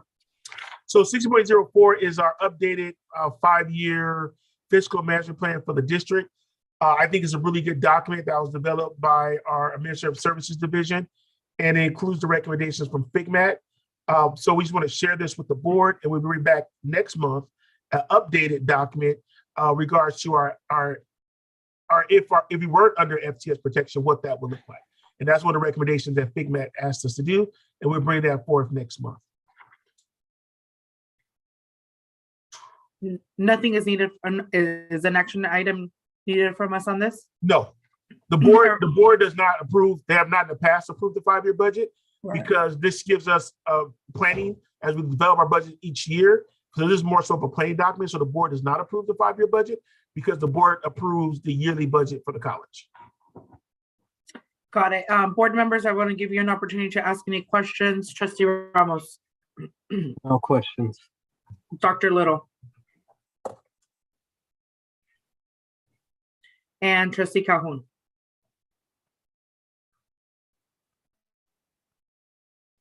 All right, 16.05. I'm sorry, no questions. I apologize. Was that 1605? Where we at? Yes, correct. That was 16. We are on 1605. We just finished 1604. Okay, I just want to make sure. Yeah.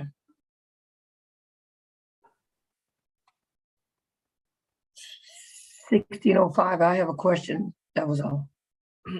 Okay, Dr. Curry, whenever you're ready. 16.05 is the update on FTS, our numbers. We're starting to see a little bit of an increase for the spring session as we move forward, but you have the data and you also have the amount of workshops that are being done. In a couple of days, this next Friday, we should have our updated plan of activities for 2022, 2023 for outreach. That will be taken to the Academic Senate at their next meeting for their review and also their input. And we'll also bring it to the board at the next board meeting to update regards to the outreach and recruitment activities for next year. I'm open for questions. Trustee Ramos. No questions. Dr. Little. Trustee Calhoun. On the page that you're on right here at the bottom, didn't we have a community, when you say community event, didn't we have a community event? No, that's community events for tabling or for outreach services.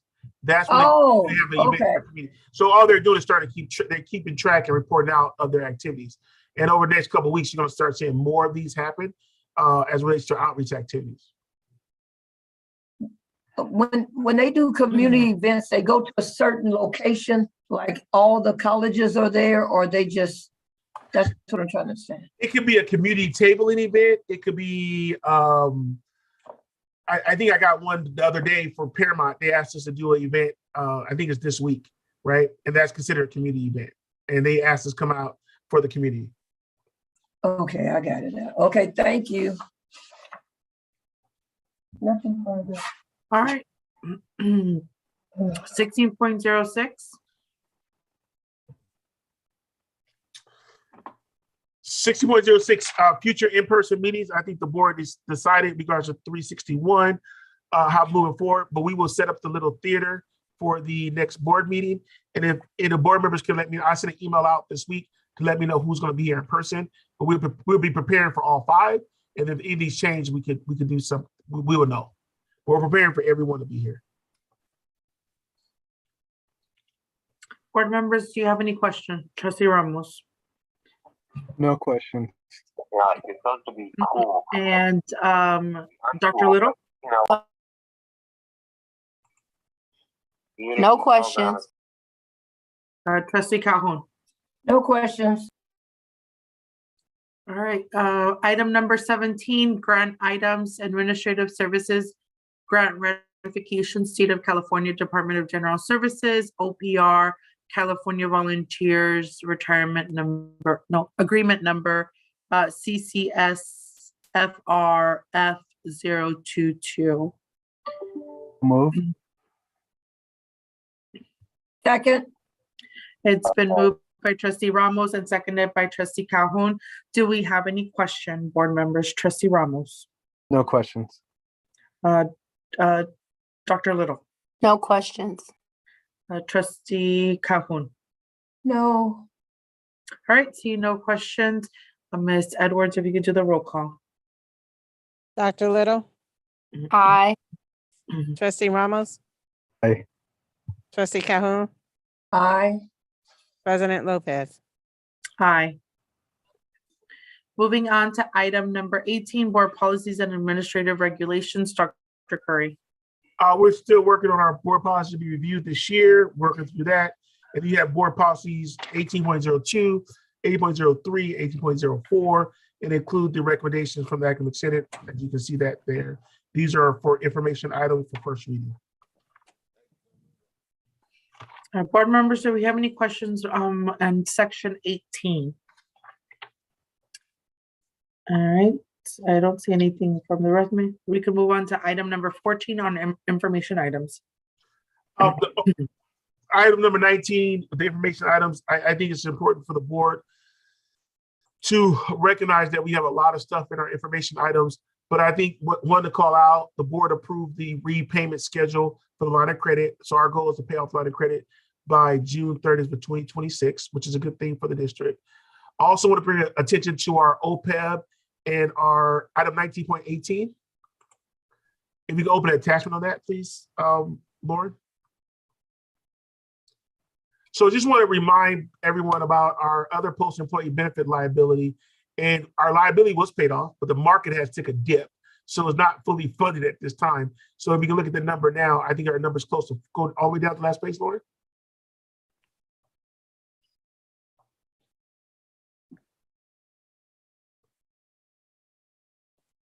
So our number now is about 13 million. So if you look at the market, what's happening in OPEB went from over 14 million to 13. And also our trust for the PERS and STIRS is at about $4.6 million. Just want to know that we're monitoring the market as we go through this, but that means next year's budget, we have to include additional money in the OPEB because we want to make sure that it remains fully funded. So that's, I think, something for the board to pay attention to that as we move forward.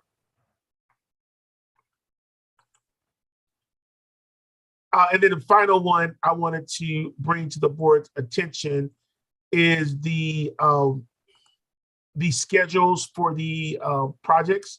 I think it's very important to remind that right now we have 2 projects behind schedule, which is the instructional building and also student services building. So I want to make sure I keep mindful for the board, and the district is monitoring this very closely, those 2 projects. And that concludes the information section.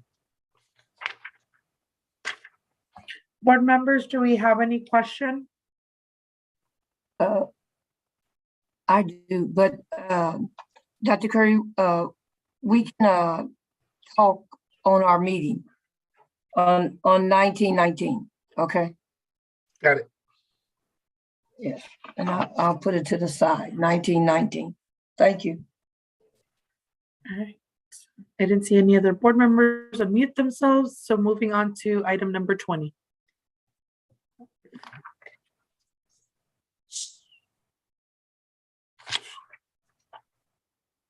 Is there any future items from the board, right? Yes.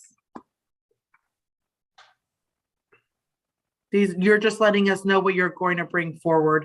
Yeah, but again, this is the point where the board, if they have items they would like to see brought forward for the board, for me to follow up on. This is the board's weakness. 20.01. Got it. Trustee Ramos? Any items for future agenda?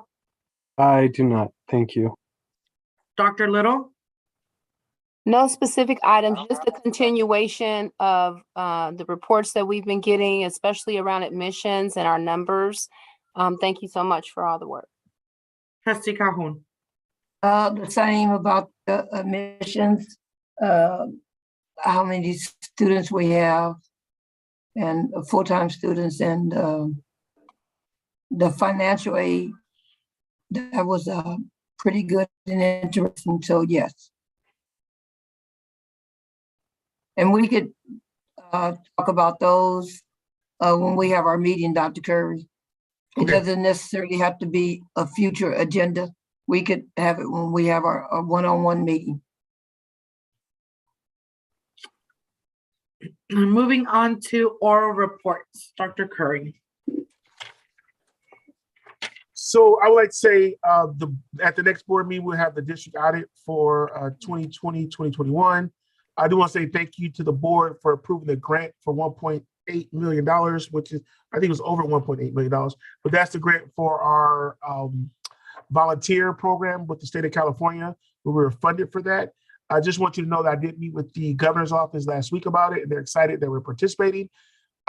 They're more excited too that we have 100 students who participate, and then 25 of those 25 additional who are undocumented students. So we have put together a implementation team that's led by Lionel Wiggins. In regards to that, sorry, I got two L's. Got to make sure I don't mess that up. By Lionel Wiggins, and we will come back to the board at the next board meeting with an update from the implementation team on this grant. Also, too, I want to bring forward to the board that we'll be moving forward next year with the Metro Long Beach Transit Go Pass for students, where all students will get a bus pass next year. And so we're working on final details in regards to the contract, but it's basically for the year is $7 per student. And so we're working on that right now to finalize that agreement that will be brought back to the board at the next board meeting. And then we're also working with them on agreement for this summer for our students to be able to utilize it this summer as well. And so we should have that all fine-tuned by the next meeting. We're just working on a cost for the summer because it's not included the entire year. But we're really excited about this. The students have asked us about it since other community colleges are doing it. And we met with them last week about this, but we weren't able to get on the board agenda for today. That concludes my report. Oh, and thank you to Paul, who has went through the process to become student trustee. I know he submitted his application and he had to go through that process. But I do appreciate I did work well with him the last couple of days of fine-tuning the board agenda item to prepare for today's board meeting. So welcome, Paul, and we will be in touch. That concludes my report. 20.02 Board of Trustees, Trustee Ramos. No report. Thank you. Dr. Little? I'm sorry, I was not muted. I just want to say thank you to everyone for the reports and for the engagement, and just continue to commemorate our administration and Dr. Curry. Thank you. Trustee Calhoun? Welcome aboard, student trustee Paul. Can't wait for you to come on and give us all the information that we need, that we've been missing, and get us up to date with what the students need and what's going on with the students and how we can help them. And Aaron, I want to thank you. I don't know if Aaron is still on, but Aaron, I would like to thank you for the clarification. And that's all. All right, thank you so much. And we'd like to welcome the new student trustee, and we look forward to having you sworn in and join us in next month's board meeting. Special Jean, do you have anything to share? No report, thank you. Thank you so much. So next regularly scheduled board meeting is April 18th, 2022. Closed session will begin at 5 and open session will begin at 6 p.m. It is now 9 o'clock and this meeting is adjourned.